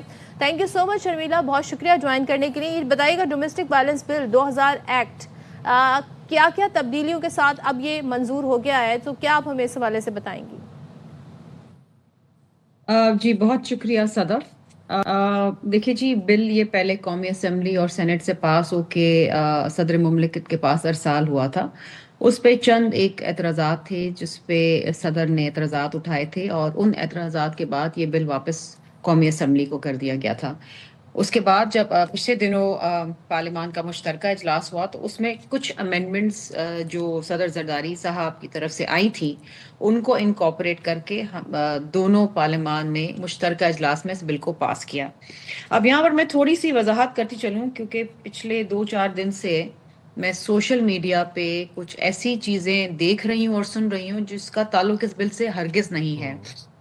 बिलखुसूस कुछ ऐसे पढ़े लिखे जर्नलिस्ट जिनकी अपनी बेटी और बीवी भी जो जर्नलिज्म और शोबिस के जो मीडियम है उससे ताल्लुक़ रखती हैं, उन्होंने इस बिल की काफ़ी तज़हीक की और मजाक उड़ाया और कुछ ऐसी बातें की जो इस बिल में नहीं है। मेरी गुजारिश उन तमाम हजरात से जो इस बिल पे तबसरा करना चाहते हैं, और बिल्कुल करना चाहिए बिकॉज ये बहुत अहम बिल है और ये बिलखुसूस सिर्फ ख़वातीन के लिए नहीं है, ये उन मर्द हजरात के लिए भी है जो इसको बिला पढ़े बिला समझे इस पे तबसरा कर रहे हैं। अच्छा, तो मेरी शर्मिला, गुजारिश ये होगी शर्मिला, कि अगर इस बिल को पढ़ लें और शर्मिला, उसके बाद तबसरा करें ताकि लोगों तक भी सही बात पहुंचे। आपने बहुत जी। अच्छा पॉइंट रेस किया, क्योंकि इसी से रिलेटेड एक वीडियो हमारी नज़र से भी गुजरी और यहाँ पर आप किसी सहाफ़ी का जिक्र कर रही हैं। यहाँ पर मैं आपकी पार्टी की जो मेंबर कौमी असम्बली हैं उनका जिक्र करना चाहूँगी। उनसे ये सवाल पूछा गया तो उनको इस बिल के बारे में क्या पता था या उनके क्या तासुरात थे, ये हम आपको और नाज़रीन को दिखाते हैं। ये शादीशुदा लोग अब काली एनके पहन के घर जाया करें, क्या करें? हाँ, काली एनके जो घोड़ों के साइड पे लगती हैं, दो क्या कहते हैं उन्हें, वो उस तरह की कोई चीज पहने तो नजर ना पड़े ज्यादा। तो मैम इसका फैसला कैसे होगा? एक जो मर्द होगा वो आके क्या कहेगा या एक औरत क्या कहेगी कि इस मर्द ने किस तरह घूरा है? देखिए, जिसने बनाया बिल उससे पूछे। ये घूरना वैसे भी एक नामुनासिब बात है, लेकिन मियां बीवी में होता है। इस बिल के बानी कौन है मैडम? इस बिल के बानी कौन है? लेकिन मैम हमारी सोसाइटी में जिस तरह उलमा कराम तनकीद कर रहे हैं कि छोटे मोटे घरों में मसाइल होते हैं, इस तरह कोई भी औरत पहुंच जाएगी कि नहीं, ऐसे मेरे ख्याल में खवातीन नहीं पहुंचेंगी, मजाक से अलग। लेकिन बहरहाल अब ये कैसे चलता है, बिल तो बन जाता है, उसकी इम्प्लीमेंटेशन कैसे होती है ये सवाल है। तो ये बहुत बड़ा, इतना बड़ा मसला नहीं है, इस वक्त कौम के बड़े मसाइल है। मर्दों के लिए कोई आप राय देना चाहेंगी? आप मेल पार्लियामेंटेरियन भी बैठे हैं, इनसे कहें मर्दों के हक में कोई बिल ऐसा लाएं कि वो अगर खवातीन हरासा करें या उन्हें घूरे उनकी देखभाल, तो वो भी कहीं ना कहीं मेल पार्लियामेंटेरियन और मेल सारे आजकल डरे हुए हैं, वो तो नहीं बोलेंगे। इनसे पूछे बोलेंगे। तो शर्मिला, एक बड़ा सीरियस बिल, अब जब आपकी पार्लियामेंटेरियन को नहीं मालूम, कानून साजी के अमल में जो शामिल हैं उनको नहीं मालूम, तो हम आम पब्लिक से क्या एक्सपेक्ट करें? आई थिंक थोड़ी सी क्लैरिटी की ज़रूरत है। स्टॉकिंग से या घूरने से क्या मुराद है यहाँ पर, वो भी बीवी को? Thank you so much Sadaf for asking this question. पहली बात तो ये है कि स्टॉकिंग का हरगिज़ मतलब ये नहीं है कि घूरना। स्टॉकिंग का मतलब है अगर कोई शख्स जो आपके घर में रहता है, छुपा वो आपका खाविंद हो, आपका भाई हो, आपका बहनोई हो, या एक औरत मर्द के हवाले से अगर कोई किसी का ऑब्सेसिव बिहेवियर होता है, स्टॉकिंग का मतलब ये है कि वो आपको हर जगह फॉलो कर रहे हैं, आपको अंदर कोएशन रख रहे हैं, आपको अंदर प्रेशर रख रहे हैं, आप काम पे जा रहे हैं, आपको वहाँ आपका पीछा कर रहे हैं, आप किसी से बात कर रहे हैं, वहाँ आपके ऊपर नजर रख रहे हैं। एक कंसेसिव ऑब्सेसिव बिहेवियर जो जहनी दबाव का शिकार हो सकता है किसी भी शख्स पे, और जो उसको एक तकलीफ में और एक खौफ में रखे अपने ही घर के अंदर। इसका मतलब ये है, इसका मतलब हरगिज नहीं है जो मजाक बनाया गया है। और मुझे दुख होता है इस बात का कि खवातीन, आप एक खातून हैं और साइम की भी माँ बहन और बीवी होगी, खवातीन किस किस मराहिल से गुजरती हैं, किस किस तकलीफ से गुजरती हैं मुख्तलिफ अपनी ज़िंदगी के अंदर, मुख्तलिफ इंटीमेट रिलेशंस के अंदर। ये कोई मजाक नहीं है, इसकी तस्दीक नहीं करनी चाहिए। और अभी जब बात शर्मिला, ये लोग ये भी कह रहे हैं कि ये अनइंफोर्सेबल होगा। ये पता कैसे लगेगा जी स्टॉकिंग हो रही है और जो है स्टॉकिंग इस वजह से की जा रही है? बहुत सारी इसमें चीजें। मैं इसको जरा सा कंप्लीट करूं। और एक जो बात अभी की गई ना कि मर्द हजरात भी अपने लिए बिल ले आए, तो ये मर्द हजरात के लिए भी बिल है। ये उन बूढ़े माँ बाप के लिए भी बिल है जिनके बच्चे उनके साथ गैर मुनासिब रवैया रखते हैं, जो उनके अखराजात नहीं उठाते, जो उनके मेडिकल एक्सपेंसेस नहीं उठाते, या जो घर में बहू है वो किसी अपने सास ससुर की तज़हीक करती है। ये उनके लिए भी है। This bill is not confined to just women. Yes, husbands, अगर कोई खातून जो है या कोई बीवी जो है या घर में कोई रहने वाली कोई मर्द एक मर्द के साथ बदतमीजी करता है या फिजिकल या वर्बल अब्यूज करता है, ये उसके लिए भी है। हमने इसको सिर्फ खवातीन के लिए कन्फाइन नहीं किया।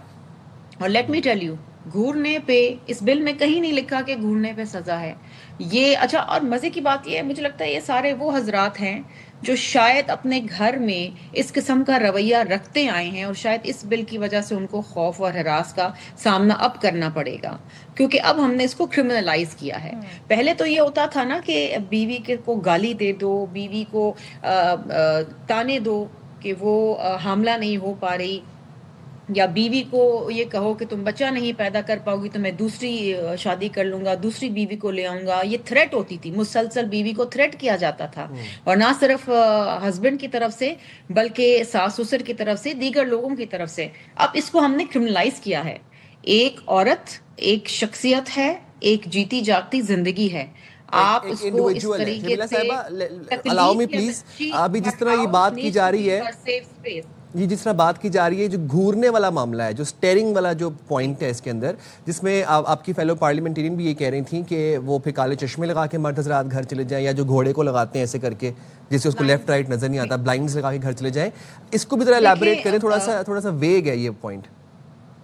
دیکھیے سائم, پہلی بات تو یہ بل میرے سامنے پڑا ہوا ہے اور میں اس لیے لے کے بیٹھی ہوں کہ اس بل میں کہیں بھی گھورنے پہ یا سٹیئرنگ کے اوپر سزا نہیں ہے. اس میں کسی پروائزو کے اندر یہ نہیں ہے. سو جو اگر اس کے اوپر اس قسم کی بات کر رہا ہے اس نے بل نہیں پڑھا ہے. میں بار بار آپ سے یہی دہرا رہی ہوں کہ بات وہ جو چائنیز وسپر نہیں ہوتا, ایک کسی نے بات کہی, کسی نے پکڑی اور اس کو, اس بل کی دیکھیں پلیز ٹیک دس سیریسلی. اس ملک میں جینڈر بیسڈ وائلنس بے تحاشا ہے. اگر میں آپ کے سامنے ڈیٹا رکھوں تو آپ حیران اور پریشان ہو جائیں گے. And I am sure you know most of it. آپ ایک پڑھے لکھے جرنلسٹ ہیں, صدف یہاں پر بیٹھی ہوئی ہیں, صدف کو معلوم ہے. ہم خواتین یہاں اسی ملک میں رہتی ہیں نا, کہ ہم نے left right and centre cases نہیں دیکھے اپنے ارد گرد, ہم نے ایسے کیسز نہیں دیکھے جو خواتین کے ساتھ گھریلو ماحول کے اندر کیا کیا زیادتیاں نہیں ہوتی ہیں. اور سب سے اہم چیز یہ ہے کہ جناب اس بل کے اندر آپ کو وہ پروٹیکشن دی گئی ہے, آپ کو وہ پروسیس بتایا گیا ہے کہ کس طریقے سے آپ, اور کوئی ایک تذلیل پہ یا کسی ایک ہراسمنٹ کے اوپر تو کیس فائل کرنے نہیں جاتا نا. یہ جب مسلسل ہوتا رہتا ہے اور سال بسال گزر جاتے ہیں, پھر کوئی جا کے یہ سٹیپ اٹھاتا ہے نا. یہ کہنا کہ جناب یہ تو بل طلاقیں کروا دے گا یا لوگ روز عدالت, روز کون عدالت پہنچتا ہے؟ کتنی ہمت ہوتی ہے آج کی خاتون کے اندر, کتنی ہمت ہے صدف, آپ مجھے بتائیں کہ جی ایک گالی کے اوپر یا ایک ڈراؤ دھمکاؤ کے اوپر وہ عدالت پہنچ جائے. کاش کہ ایسا ہوتا اور کوئی ایک عورت اٹھ کے کھڑی ہو جائے اور اپنے لیے آواز اٹھائے تو شاید لاکھوں عورتوں کی ہمت جو ہے وہ بڑھ جائے. بالکل. اور معاشرے میں سب سے اہم چیز یہ ہے, جی دیکھیے جہاں پر بات کی امپلیمنٹیشن کی, میں اسی سے جڑا سوال کر رہی ہوں کہ سوال یہ کہ انفورسمنٹ ہماری یہاں نہیں ہو پاتی ہے, قانون بن جاتے ہیں, ہم عام کیسز میں دیکھتے ہیں سالوں لگ جاتے ہیں کسی کو یہ ڈومیسٹک ایشوز کو لے کر ان کے فیصلے آنے میں. یہاں پر کیسے شواہد بڑے میٹر کرتے ہیں. اب جو خاص طور پہ اگر ہم اسٹاکنگ کی بات کریں یا پھر ہم اس چیز کی بات کریں جی کہ آپ مجبوراً کسی کو, اگر وہ خاتون نہیں رہنا چاہتی آپ کی فیملی کے ساتھ, آپ زبردستی اسے نہیں رکھ سکتے, تو ان چیزوں کے پروف کیسے ہوں گے اور فیصلے کب تک آئیں گے, پھر یہاں پہ کیا کرنے کی ضرورت ہے؟ دیکھیے stalking is a very serious issue, اور اگر آپ دیکھیں دنیا کے جو ممالک ہیں, بالخصوص جو اسلامک ممالک ہیں لائک ٹرکی اینڈ ملیشیا, انہوں نے اس کو کرمنلائز کیا because stalking can escalate into physical violence and lead to death. کبھی کبھار قتل بھی ہو جاتا ہے. یہ اسلام آباد کے اندر سارا امام کیس تھا, جو امریکن نیشنل تھی, جو یہاں پر شادی کر کے آئی تھی, اور وہ بڑا فیمس کیس ہوا جن کی میاں کو پھر ایونچولی سزائے موت ہوئی ہے. ایسے بہت سارے کیسز ہیں جس کے اندر اسٹاکنگ, یہ آبسیسو بیہیویئر لے کے یہ کنٹینیوسلی ہوتا رہا اور اس کو خواتین نے یا گھر کی جو عورت ہے یا جو بیوی ہے اس نے اس کو درگزر کرتے کرتے اس حد تک وہ آبسیسو بیہیویئر ہو گیا کہ پھر وہ فزیکل وائلنس پہ آ گیا. ایونچولی پھر اس جو بیوی تھی اس کو ڈم بیل سے مار کے اس کا قتل کر دیا گیا. یہ ایشوز ہیں, پلیز ریئلائز کہ معاشرے کے یہ اہم ایشوز ہیں, دیز نیڈ ٹو بی کرمنلائزڈ. اس کا مرڈر ہو گیا. بات یہ ہے کہ آپ نے امپلیمنٹیشن کی بات کی, بالکل میں آپ کی بات سے 100% سہمت ہوں. 100% کوئی بھی قانون کسی بھی ملک میں نہیں امپلیمنٹ ہوتا. شاید ہمارے ملک کے اندر اس میں زیادہ فقدان ہے, لیکن اس کا مطلب کیا یہ کہ ہم قانون بنانا چھوڑ دیں؟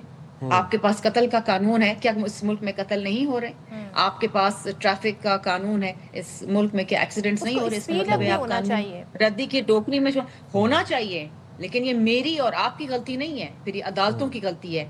آئی ایم اے لیجسلیٹر, میرا کام ہے لیجسلیٹ کرنا. میں اگر یہاں قومی اسمبلی میں میری جماعت نے مجھے بھیجا ہے, اور میری جماعت پاکستان پیپلز پارٹی جس کی بانی شہید محترمہ بینظیر بھٹو صاحبہ تھی, جو خواتین کے ایشوز پہ اور خواتین کی امپاورمنٹ کے لیے انہوں نے اپنی جان کا نذرانہ دیا اس ملک میں جمہوریت کی خاطر, اگر میں اس جماعت سے ہوں, میری جماعت ایسے قانون سازی کرتی ہے جو اس ملک کی مارجنلائزڈ اور بالخصوص خواتین اور بچوں کے لیے قانون سازی کرنے میں پہل کرتی ہے, تو ہم یہ قانون بنائیں گے اور ہم یہ دیکھیں گے کہ اس قانون کو کس طریقے سے امپلیمنٹ ہو. لیکن آگے جا کے سزا یا جزا کا تعین کرنا تو عدالتوں کا ہے. پیپلز پارٹی یا پارلیمنٹ تو عدالت لگا کے, اور یہی امپورٹنٹ ہے. شمیلہ صاحبہ لاسٹلی آپ سے میں تو سائم اور صدف آپ سے گزارش کروں گی کہ آپ جج صاحبان کو بھی اپنے شو کے اوپر لے کر آئیں اور پوچھیں کہ جب پارلیمنٹیرینز قانون بنا کے بھیجتے ہیں اور پولیس کام بھی کرتی ہے, ایویڈنس بھی دیتی ہے, پھر آپ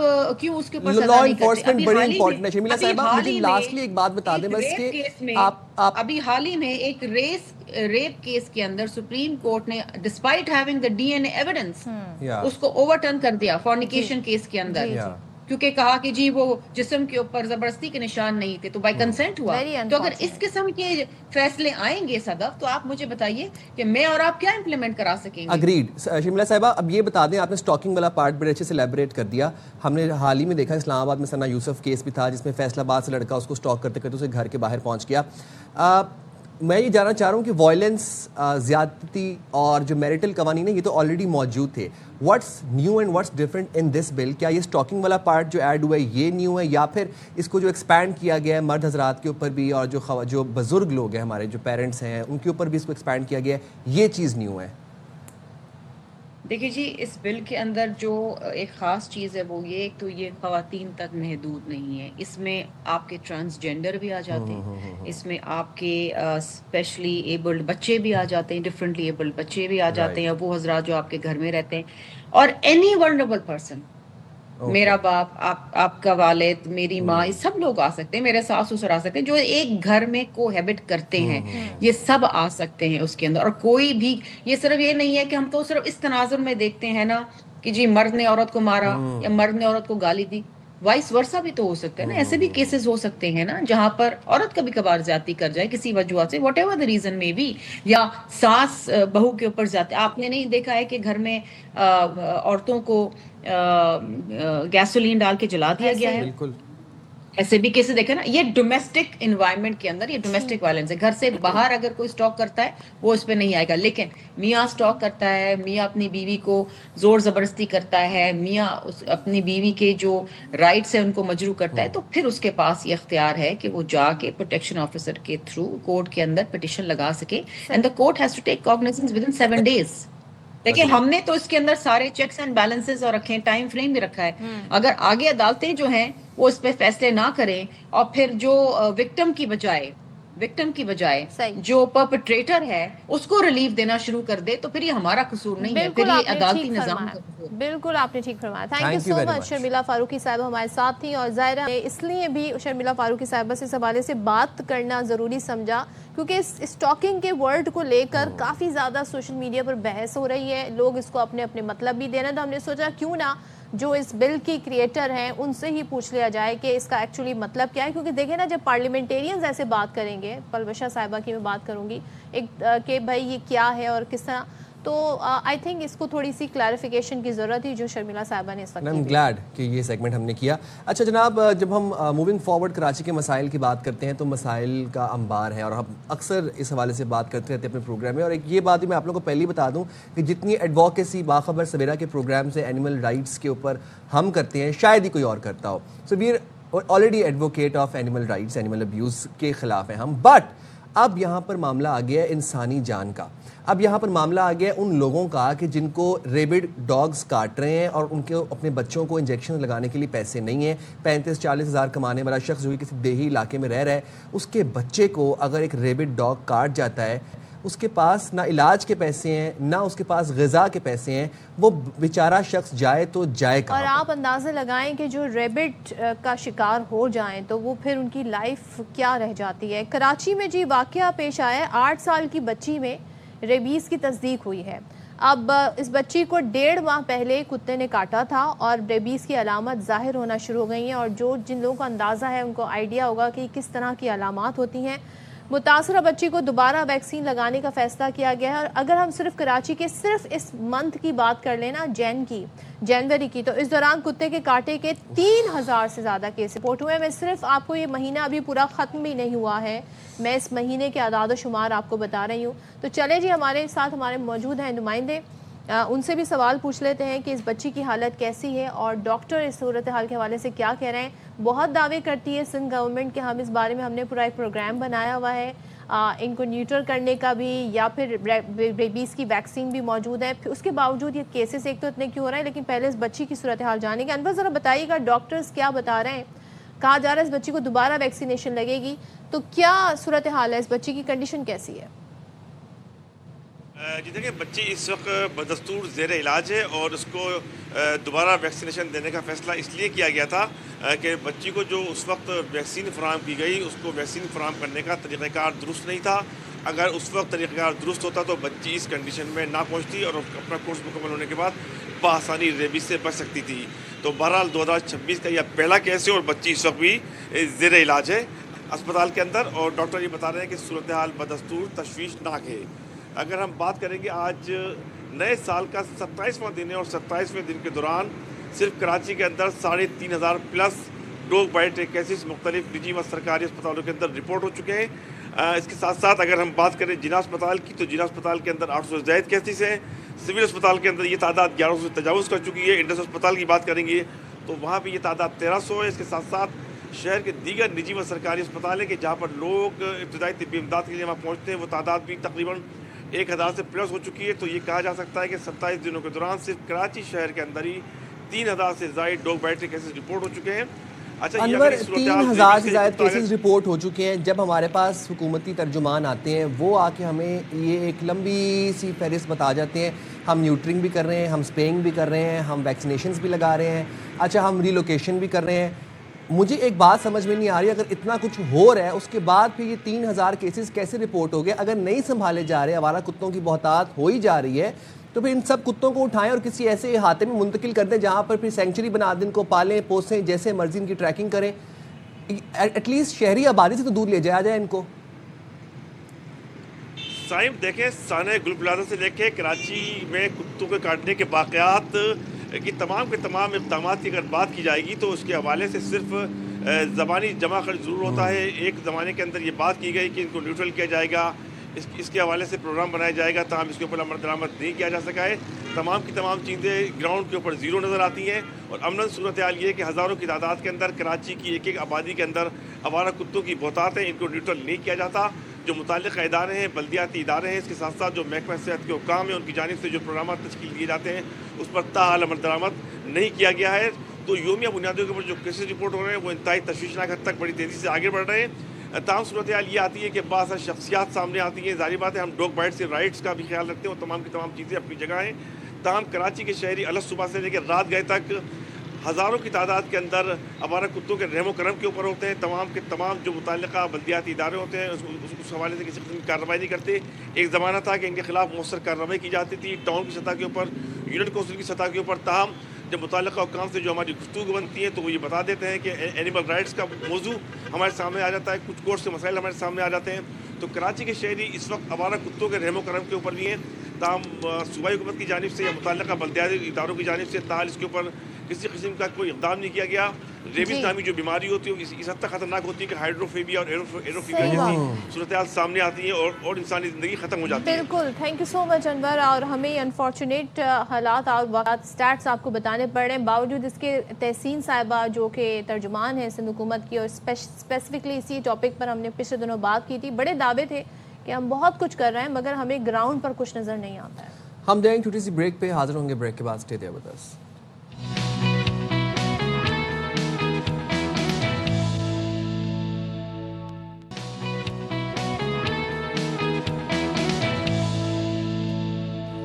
ویلکم بیک جناب. اور ایک بڑی خوش آئند ڈیولپمنٹ ہے جو کہ آپ کے ساتھ شیئر کرنے جا رہے ہیں. National high ways and motor way police نے عوام کے جان و مال کے تحفظ اور محفوظ سفر کو یقینی بنانے کے لیے ایک اہم قدم اٹھایا ہے. اور یہ قدم کیا ہے کہ پبلک سروس وہیکلز بالخصوص جیسے بسز ہوتی ہیں ان میں ڈیش کیم کی تنصیب کو خصوصی مہم کے طور پر آغاز کیا جائے گا. اور موٹر وے پولیس کے مطابق اس اقدام کا بنیادی مقصد بس ڈرائیورز کے رویے, رفتار اور ڈرائیونگ کے طریقہ کار کی مؤثر نگرانی کرنا ہے. بالکل, تاکہ جی ٹریفک قوانین پر مکمل عمل درآمد ہو سکے اور خاص طور پر جو مسافر ہیں بشمول ڈرائیور ان کی حفاظت کو یقینی بنایا جا سکے. اب بظاہر ہے یہ تمام تر جو سرگرمیاں ہیں اس کی مسلسل ریکارڈنگ بھی کی جاتی رہے گی جو موٹر وے پولیس کے پاس محفوظ رہے گی اور یہ ریکارڈنگ بڑی ہیلپ فل ثابت ہو سکتی ہے خدا نہ خواستہ کسی حادثے یا کسی واقعے کی صورت میں یا کسی قانون کی خلاف ورزی کی صورت میں. تو کام کہتے ہیں جی ڈیش کیم کی تنصیب سے نہ صرف حادثات کی روک تھام ممکن ہو سکے گی بلکہ شفاف تحقیقات میں مدد بھی ملے گی. تو چلیں جی اس میں مزید بات کر لیتے ہیں. ہمارے ساتھ موجود ہیں D I G motorway police south zone Syed Farid Ali. Thank you so much Farid صاحب جوائن کرنے کے. سب سے پہلے تو ہمیں بتائیے گا بنیادی مقاصد یہی ہیں اور اس کے فیزز ہیں یا مرحلہ وار یہ مکمل ہوگا یا آپ نے پورا اس کا آغاز کر دیا مکمل طور پر؟ یہ اس طرح ہے کہ ہم پی ایس وی کمپنیز کے ساتھ کافی دیر سے کام کر رہے ہیں آن ویریس ایشوز. سب سے پہلے ہم شروع ہوئے تھے ان کے ساتھ کہ جو ڈرائیورز کا ڈیٹا ہم نے گیدر کرنا شروع کیا تھا. اس میں سب سے زیادہ ایک پرابلم ہمیں آ رہی تھی کہ ڈوزنگ ایٹ فیلڈ کے ڈرائیورز جو لمبی ڈرائیو کرتے تھے وہ سو جاتے تھے جس سے ایکسیڈنٹس ہوتے تھے. اس کو ہم نے کنٹرول کیا. ان کی ٹریکنگ کو ہم نے کیا. ٹریکنگ کا سب سے بڑا فائدہ یہ ہوتا ہے کہ اگر کوئی لیٹ سے آپ ٹریول کر رہے ہیں اس کے اوپر آپ کا پی ایس وی چل رہی ہے جو کہ یا اوور اسپیڈنگ کر رہی ہے یا لین وائلیشن کر رہی ہے, تو اگر آپ اس کا نمبر ہمیں دیتے ہیں تو at once we can track that vehicle اور اس کو ہم انفورس کر سکتے ہیں. اچھا جی آپ پلیز کنٹینیو کریں. جی اسی چیز کو ہم فردر لے کے جا رہے ہیں اور ایک ہم نے اپنا سافٹ ویئر بنایا ہے جس میں ان کا ڈیٹا انکلوڈ ہوتا ہے اور اس کی جو فردر وہ ایک ایڈیشن ہے وہ dash came. Initially with the bigger transports جس طرح ڈیوو ہے, فیصل موورز ہیں, انیشیلی ان کے ساتھ ہم نے کام کیا کہ اپنی سب گاڑیوں میں ڈیش کیمز لگائیں اور ڈیش کیم کے بغیر یہ ہائی ویز اور موٹر ویز پہ نہیں آ سکیں گے. اور یہ ہم آہستہ آہستہ سارے ٹرانسپورٹرز کے ساتھ انشور کریں گے کہ جو بھی پی ایس وی وہیکل آئے ہائی وے پہ یا موٹر وے پہ that should have A dash came. اگر ڈیش کیم نہیں ہوگا تو وہ وہاں پہ ٹریول نہیں. اچھا جہاں تک بسز کی بات ہے وہاں تک تو فرید صاحب ہم دیکھتے ہیں اب یو ٹانگ چل رہی ہے آج کل, وہ بڑی جدید بسز ہوتی ہیں, ان میں آلریڈی ڈیش کیم موجود بھی ہوتا ہے, ساتھ ساتھ سی سی ٹی وی بھی موجود ہوتا ہے ان کے اندر. بٹ جہاں پر ہم بات کرتے ہیں ہیوی ٹریفک جیسے کہ ٹریلرز ہو گئے, جیسے کنٹینرز ہو گئے, 12 ویلر 14 ویلر, ٹینکرز ہو گئے, ان میں کتنا امپورٹنٹ ہے کہ ان میں بھی ڈیش کیم کی تنصیب کی جائے تاکہ ٹریفک جو ایکسیڈنٹس ہیں ان کو اوائڈ کیا جائے. تو ان پہ امپلیمنٹیشن ہوگی؟ ان پہ بھی ہوگی اور اس میں انیشلی ہم بہت زیادہ کام کر رہے ہیں ود دا بگ کمپنیز جن کے ٹریلرز چلتے ہیں. انیشیل ان کے ساتھ کام کریں جس طرح آئل مارکیٹنگ کمپنیز ہیں, جس طرح اور بگر ٹرانسپورٹس ان کے ساتھ ہم بالکل کام کر رہے ہیں. اور ہمارا ان کے ساتھ ایک کولیبریشن اس طرح بھی ہے کہ ہم ان کے ڈرائیورز کو بھی ٹرین کرتے ہیں. رائٹ. اور وہ ہمارے آن گوئنگ کولیبریشن ہے ان کے ساتھ. رائٹ. اچھا وہ ایونچولی ہم ان کے اوپر ڈیش کیمز بھی لائیں گے, ان کی فیڈ بھی ہم لیں گے. تھوڑا سا بتا دیں ڈیش کیم ہے ان کا سرور آپ لوگوں سے کنیکٹڈ ہوگا, آپ کے پاس ہوگا یا ڈی وی آر سسٹم ہوگا, اور کسی حادثے کی صورت میں یا کسی قانون کی خلاف ورزی کی صورت میں آپ ان سے ریکویسٹ کریں گے فار دا ڈی آر؟ اس میں دو چیزیں ہیں. جہاں پہ یہاں پہ کچھ ایریاز پہ ہائی وے اور موٹر ویز کے اوپر پرابلم ہے کنیکٹیوٹی کی, ٹھیک ہے, لیکن جہاں پہ کنیکٹیوٹی ہے ہمیں لائیو فیڈ آ رہی ہوتی ہے ان سب کی. ٹھیک ہے. تو ہم لائیو فیڈ سے وہ دیکھ سکتے ہیں کہ اس وقت کی پرفارمنس کیا ہے اور وہاں سے ہم ریئل ٹائم انفورسمنٹ بھی کر سکتے ہیں. کہ لیٹ سے ہم یہ دیکھتے ہیں کہ ڈرائیور جو ہے وہ تھوڑا سا نظر آ رہا ہے کہ تھوڑا سا نیند میں ہے اور اتنا الرٹ نہیں ہے, تو اسی وقت ہم پوائنٹ کر سکتے ہیں کہ جی ڈرائیور کو الرٹ کریں یا ڈرائیور چینج کریں.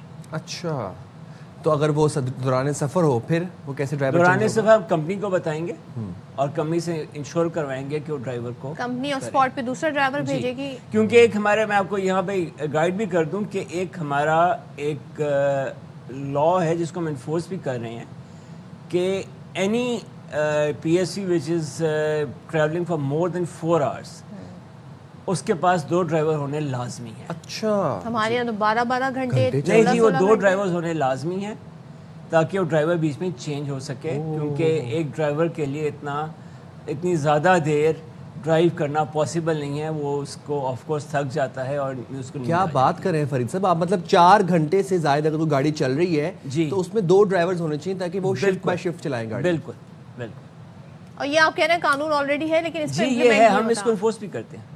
اچھا, یہ بتائیے گا کہ انفورس بھی کرتے ہیں, سزا جزا کا انفورس آپ کرتے ہیں وہی نا, اس میں سزا جزا کا تعین کیسے ہوگا؟ ابھی جو ڈیش کیمز لگ رہے ہیں یہ کوئی ای چلان سسٹم کے ساتھ کوئی سنکرونائزیشن؟ اس میں ہماری پینلٹیز ہوتی ہیں آن دا کمپنی. اچھا, جو پی ایس وی وہیکل جس طرح اگر کوئی میجر ایکسیڈنٹ ہو جائے اس میں خدا نہ خواستہ ڈیتھ زیادہ ہو جائیں تو وی میک شور کہ ہم اس کمپنی کو پینلائز کریں. ہم ان کی گاڑیوں کو پہ موٹر وے یا ہائی ویز پہ آنے سے کچھ عرصے کے لیے بین بھی کر دیتے ہیں. اس طرح آپ نے دیکھا ہوگا کہ 2 سال پہلے M2 پہ کلر کہارے قریب ایک میجر ایکسیڈنٹ ہوا تھا اور ایک کمپنی تھی جس نے اپنا فٹنس سرٹیفکیٹ کو फेक जारी किया हुआ था, तो उस कंपनीज की हमने for about more than a month गाड़ियां हमने बैन कर दी थी ऑन द मोटरवेज। अच्छा फरीद साहब, एक चीज़ बताइएगा, हमारे यहाँ तो लोगों ने साइड लाइन बिजनेस बनाया हुआ है अपना, कि किसी ने एक कंटेनर ख़रीद लिया, सामान जी आता है, फिर वो कहीं पर जी वो डंप होता है सामान। ऐसे इंडिविजुअल्स या कोई ऐसे अफराद जिन्होंने 5 गाड़ियाँ लेके, बड़ी गाड़ियाँ लेके, बसें लेके जो है वो गाड़ियाँ चला रहे हैं, उससे पैसा कमा रहे हैं, उन पर कैसे कानून की एप्लीकेशन होगी? जो PSV व्हीकल्स हैं उसमें डैश कैम्स और फिटनेस के बगैर वो 100% इंश्योर हम करेंगे। अभी हमने अबाउट 90% इंश्योर हो गया है कि ये गाड़ियाँ without fitness certificate, without dash camps ये मोटरवेज या हाईवेज पे ना आए।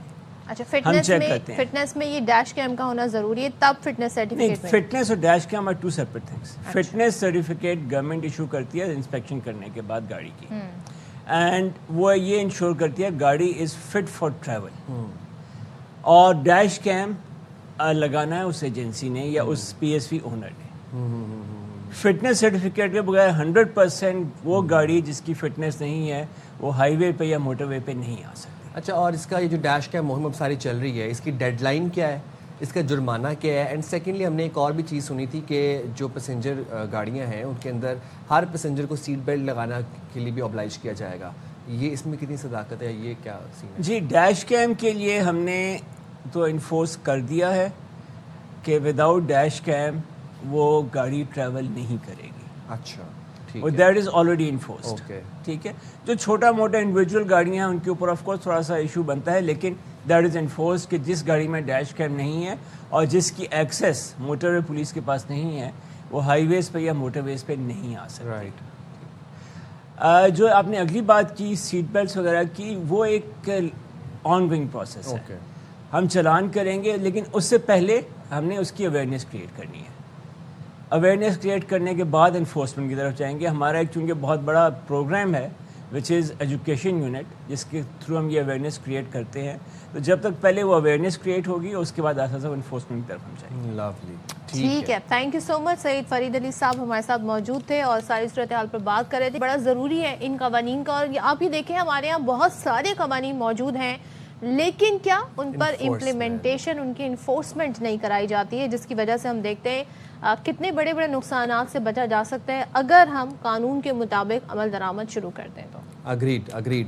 और ख़ास तौर पर जो ट्रैफिक कवानीन है ना, इनके ऊपर जनाब बहुत इन्फोर्समेंट इम्पॉर्टेंट है। जहाँ पर हम ट्रैफिक की बात कर रहे हैं, बसेस की बात कर रहे हैं, मास ट्रांजिट सिस्टम की बात कर रहे हैं, वहाँ पर एक और अच्छी डेवलपमेंट भी आप लोग सुन लें। हम अक्सर बेशतर जब बाहर ट्रैवल करते हैं ना, तो वहाँ हम कहते हैं भाई बड़ी सहूलत है, तो अब ये सहूलत यहाँ भी मिलने वाली है। आ गई है। और कहाँ की बात हम कर रहे हैं जनाब? पंजाब की हम बात कर रहे हैं, क्योंकि वहाँ पर चल रही हैं मेट्रो बसेस, ऑरेंज लाइन भी चल रही है, स्पीडो भी चल रही है, EV बस भी चल रही है, क्योंकि मास ट्रांजिट सिस्टम एक तरह से बनाने की कोशिश की जा रही है। अब होता क्या है कि लोग समझते हैं जी डिफरेंट जी ये पब्लिक ट्रांसपोर्ट है तो इनके लिए डिफरेंट कार्ड्स होंगे, लेकिन अब क्या होगा, एक ही टी कैश कार्ड होगा और उसके ज़रिए ये सफ़र तमाम जो पब्लिक ट्रांसपोर्ट है जिनके हमने जिक्र किया उस पर मुमकिन हो सकेगा। तो पंजाब ट्रांसपोर्ट कंपनी के मुताबिक टी कैश कार्ड के हुसूल के लिए 1,30,000 से ज़ायद दरखास्तें मौसूल हो गई हैं। 66,000 से ज़ायद शहरियों को टी कैश कार्ड जारी किए गए हैं। टी कैश कार्ड से शहरियों को कैश के बगैर टिकटिंग की सहूलत फराहम की जाएगी। नाइस। अब इससे क्या होगा, ना सिर्फ सफ़र आसान होगा बल्कि महफूज भी हो जाएगा। वो जो एक कैश का झंझट होता था, हर स्टेशन पे जाके कैश देना लेना, चेंज रखना, यस, वो तमाम तरह मसाइल हल हो जाएंगे। ये वही सिस्टम है जिस तरह से हम M टैग देखते हैं, इस तरह से अब ये टी कैश कार्ड भी आ गया है। अच्छी डेवलपमेंट है, उसको हम खूब सराहते भी हैं। ब्रेक पे जाएंगे, ब्रेक का टाइम हो रहा है, हाजिर होंगे ब्रेक के बाद। Stay there with us.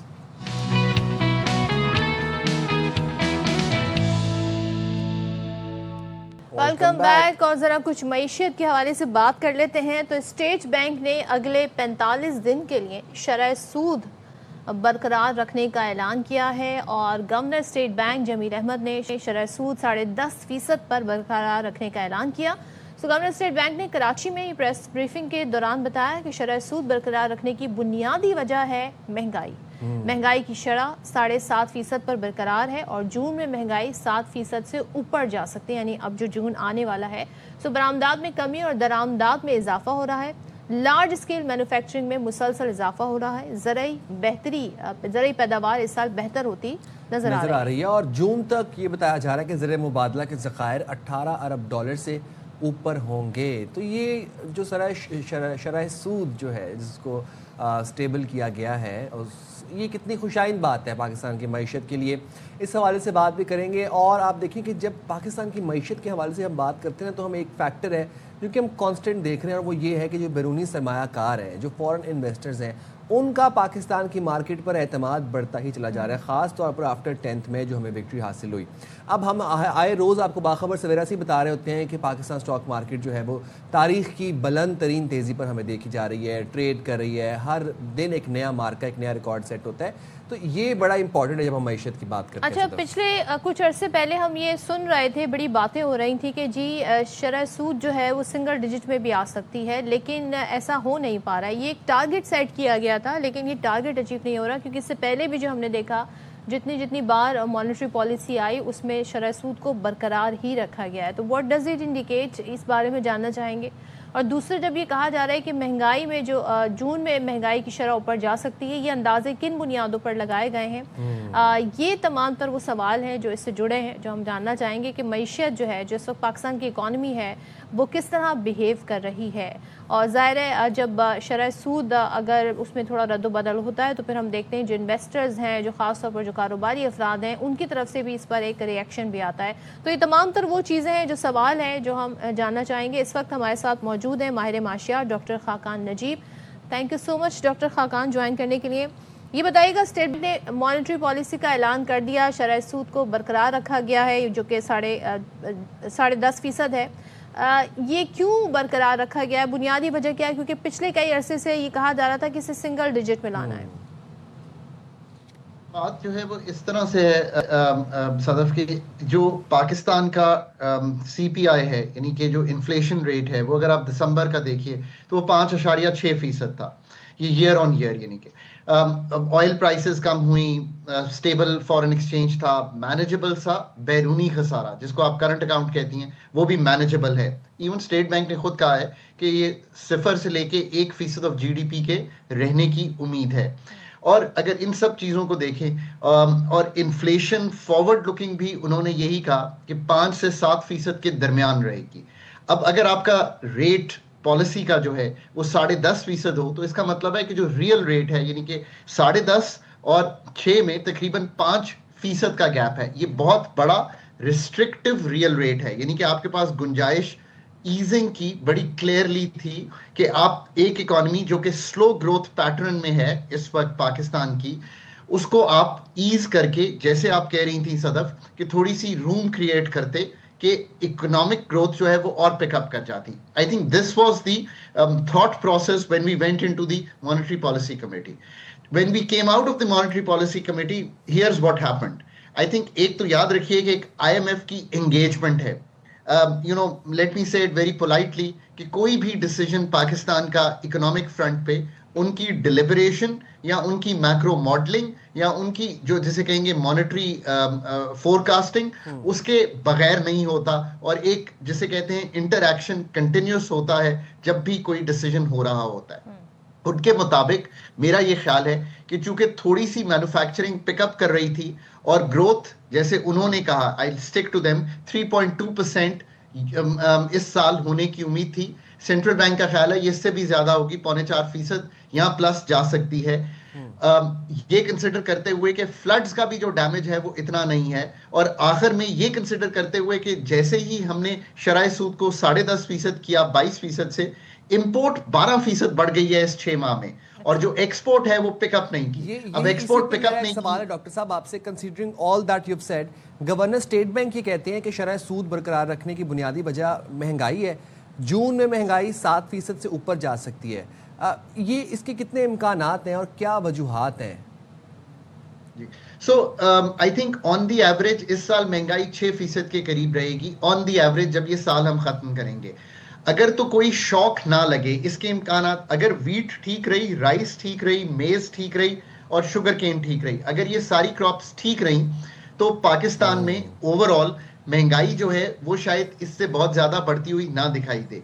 एक प्रॉब्लम ये भी आ रही है कि जो अफगान बॉर्डर क्लोज हुआ है, ये याद रखिए कि उससे थोड़ी सी एक्सपोर्ट भी हिट हो गई है। जैसे मसलन कल ही मैं पोटैटो फार्मर्स से गुफ्तगू कर रहा था तो उन्होंने मुझे बताया कि पोटैटो की कीमत नीचे इसलिए आ गई है कि अक्रॉस द बॉर्डर मूवमेंट जो है वो खत्म एक तरह से हुई है, ट्रक्स वहां पे रुके हुए हैं। सो एक ये बात है। अच्छा, तीसरी बात जो आपने कही है उसमें चूंकि फ्लड्स का इम्पैक्ट इतना नहीं आया तो शायद महंगाई इतनी नहीं होगी। ऑयल प्राइसेस इंटरनेशनली इम्पैक्ट करती हैं, ऑयल बिनाइन है, पर कॉपर और जो दूसरे रॉ मटेरियल हैं उनकी कीमतें बढ़ गई हैं, सो वो भी एक इम्पैक्ट करता है। आई थिंक ओवरऑल ये साल भी एक स्टेबिलिटी का साल गुजरेगा। जो अपटिक है ग्रोथ में वो इसलिए है कि last year large scale manufacturing negative थी, so we have to remember कि एक चीज नीचे चली गई थी, सो जरा भी जो बेहतरी आई है उसकी जो अक्कासी है वो उसकी ग्रोथ में दिखाई दे रही है। मेरा जाती ख्याल ये है to and all this conversation कि देयर वाज अ 0.5 या 0.25% रूम कि कट सिग्नलिंग के लिए किया जाता कि पाथ अभी भी मेंटेन किया जा रहा है, बट क्योंकि एक्सटर्नल फ्रंट पे ट्रेड डेफिसिट बहुत बढ़ गया है तो इंपोर्ट को अभी भी कदगन में ही रखने के लिए आई थिंक स्टेट बैंक ने ये वर्कआउट किया। ठीक है, thank you so much. Doctor Khaqan हमारे साथ थे, सारी सूरत हाल पर बात कर रहे थे। मूविंग फॉरवर्ड जरा पॉलिटिक्स पर भी बात कर लेते हैं। और वज़ीर आला सिंध मुराद अली शाह कहते हैं कि कराची में, ये उन्होंने बयान दिया है कि कराची में सर्दी ज़्यादा है, बोलते हैं 18वीं तरमीम ख़त्म करो। सो ज़ाहिर है वो एक तरीके से तंज कर रहे थे। तो इल्ज़ाम तराशी का वक्त नहीं, बातें करने वालों को कहता हूँ पर्दा ना उठाओ तो बेहतर है। फिर उन्होंने कुरंगी कॉजवे पुल का इफ्तिताह किया, उसके बाद वो मीडिया से गुफ्तगू कर रहे थे। कहते हैं जी कि इंक्वायरी कमेटी काम कर रही, किसी के पास तब तकरीब कारी के सबूत हैं। चलें जी, फिर इस हवाले से बात कर लेते हैं। हमारे साथ मौजूद है सिंध असेंबली में अपोजिशन लीडर और MKM पाकिस्तान के रहनुमा अली खुर्शीदी साहब। शुक्रिया अली खुर्शीदी साहब, आपने बाखबर सवेरा के लिए वक्त निकाला।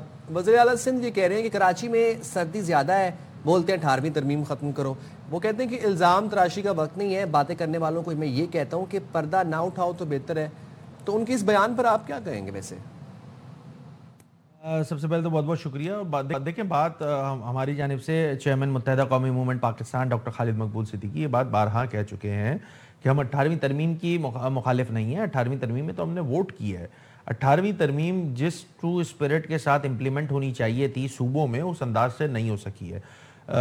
18वीं तरमीम डेवोल्यूशन ऑफ पावर के लिए थी, और आज की तारीख में जब अब 15-16 साल गुजर चुका है इस पाकिस्तान में 18वीं तरमीम होने के बाद, तो सूरत हाल ये है कि एक्यूमुलेशन हो गई है पावर की।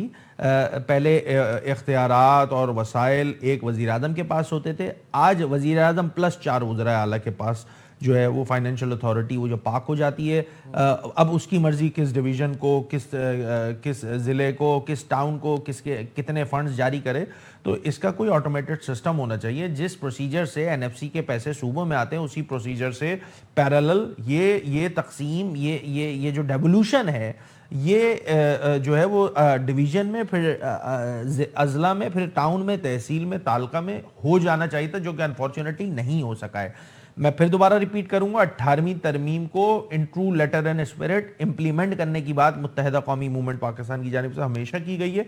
और रिसेंटली चेयरमैन खालिद मकबूल सिद्दीकी भाई ने जो है इस बात को जो है वो दोबारा ये बात कही है कि जब तक आप इसको ट्रू लेटर एंड स्पिरिट में इम्प्लीमेंट नहीं करेंगे तो उस 18वीं तरमीम का जो मकसद है उसको आप हासिल करने में पूरा नहीं हो सकता। खुर्शीदी साहब, मुझे एक चीज आइए, आप लोग कहते हैं जी हुकूमत की हमने कोई बात नहीं सुननी है जब तक कि वो जुडिशल कमीशन ना बना दे, तो क्या आपके इस तरह करने से जुडिशल कमीशन बन जाएगा? वेल, देखें, इस सवाल के बहुत सारे जवाबात हैं। ये जो कल हमने जो असेंबली में एहतजाज किया है, इस चीज़ को समझने की ज़रूरत है सदफ आपको कि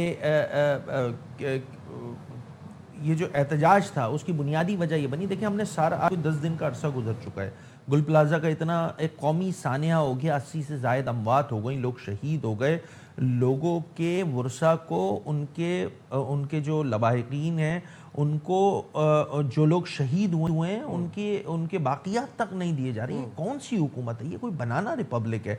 हमने वॉकआउट किया, हमने डेमोक्रेटिक तमाम नॉर्म्स को जो है वो फॉलो किया, हमने इस पे प्रेस ब्रीफिंग की, हमने और हर जगह हमारा एक ही मुतालबा था। मैंने जब असेंबली के फ्लोर पे बात की थी इससे पहले जुम्मे वाले दिन, तो मैंने यही बात कही थी कि खुदारा اس پہ سینس پریویل کرنا چاہیے. حکومت کی جانب سے جو انکوائری کمیٹی تشکیل دی گئی ہے اور جس کی سربراہی کمشنر کراچی کے پاس ہے, کمشنر کراچی کو تو خود انویسٹیگیٹ کرنے کی ضرورت ہے, کیونکہ جو ذمہ داریاں صاحب, لیکن جب آپ نے گل پلازا کا چھیڑ ہی دیا ہے تو ویسے بتائیے گا کیا ایم کیو ایم سانحہ گل پلازا پر جو وفاق کی طرف سے رسپانس آیا اس سے مطمئن ہے؟ خالد مقبول صدیقی صاحب نے سانحے کی اعلیٰ سطح پر تحقیقات کے لیے وزیر اعظم کو ہنگامی خط بھیجا تھا, وہ اس خط کا کوئی جواب آیا؟ دیکھیں, آپ نے خود ہی سوال میں پوچھا ہے کہ جی خط لکھا تھا, تو بالکل جی خط لکھا گیا تھا اور ہم نے وفاق سے یہی بات کی تھی کہ دیکھیں وفاق کو کردار ادا کرنا ہوگا. وفاق کہ شہر کراچی جو ہے وہ معاشی ہب ہے, اور جب معاشی ہب ہم جب کہہ رہے ہوتے ہیں تو 60 سے 70% ریونیو اس شہر سے جو ہے وفاق لے کے جاتا ہے. میں نے تو کل اپنی پریس کانفرنس میں یہ بات کہی ہے کہ خدا را ذمہ داری کا مظاہرہ کرے وفاقی حکومت بھی. وفاقی حکومت نے جو چپ سادھ لیے اور ایک روایتی بیان بازی وزراء کی میرے نظر میں آئی ہے, یہ کوئی سیٹسفائنگ اسٹیٹمنٹس نہیں آ رہے ہیں وفاقی حکومت کی جانب سے بھی. ہم بحیثیت اتحادی وفاقی حکومت, چیئرمین متحدہ قومی موومنٹ پاکستان نے وزیر اعظم پاکستان کو خط لکھا. ایز آف ٹوڈے جب میں آپ سے بات کر رہا ہوں تو اس پہ کوئی رسپانس نہیں ہے.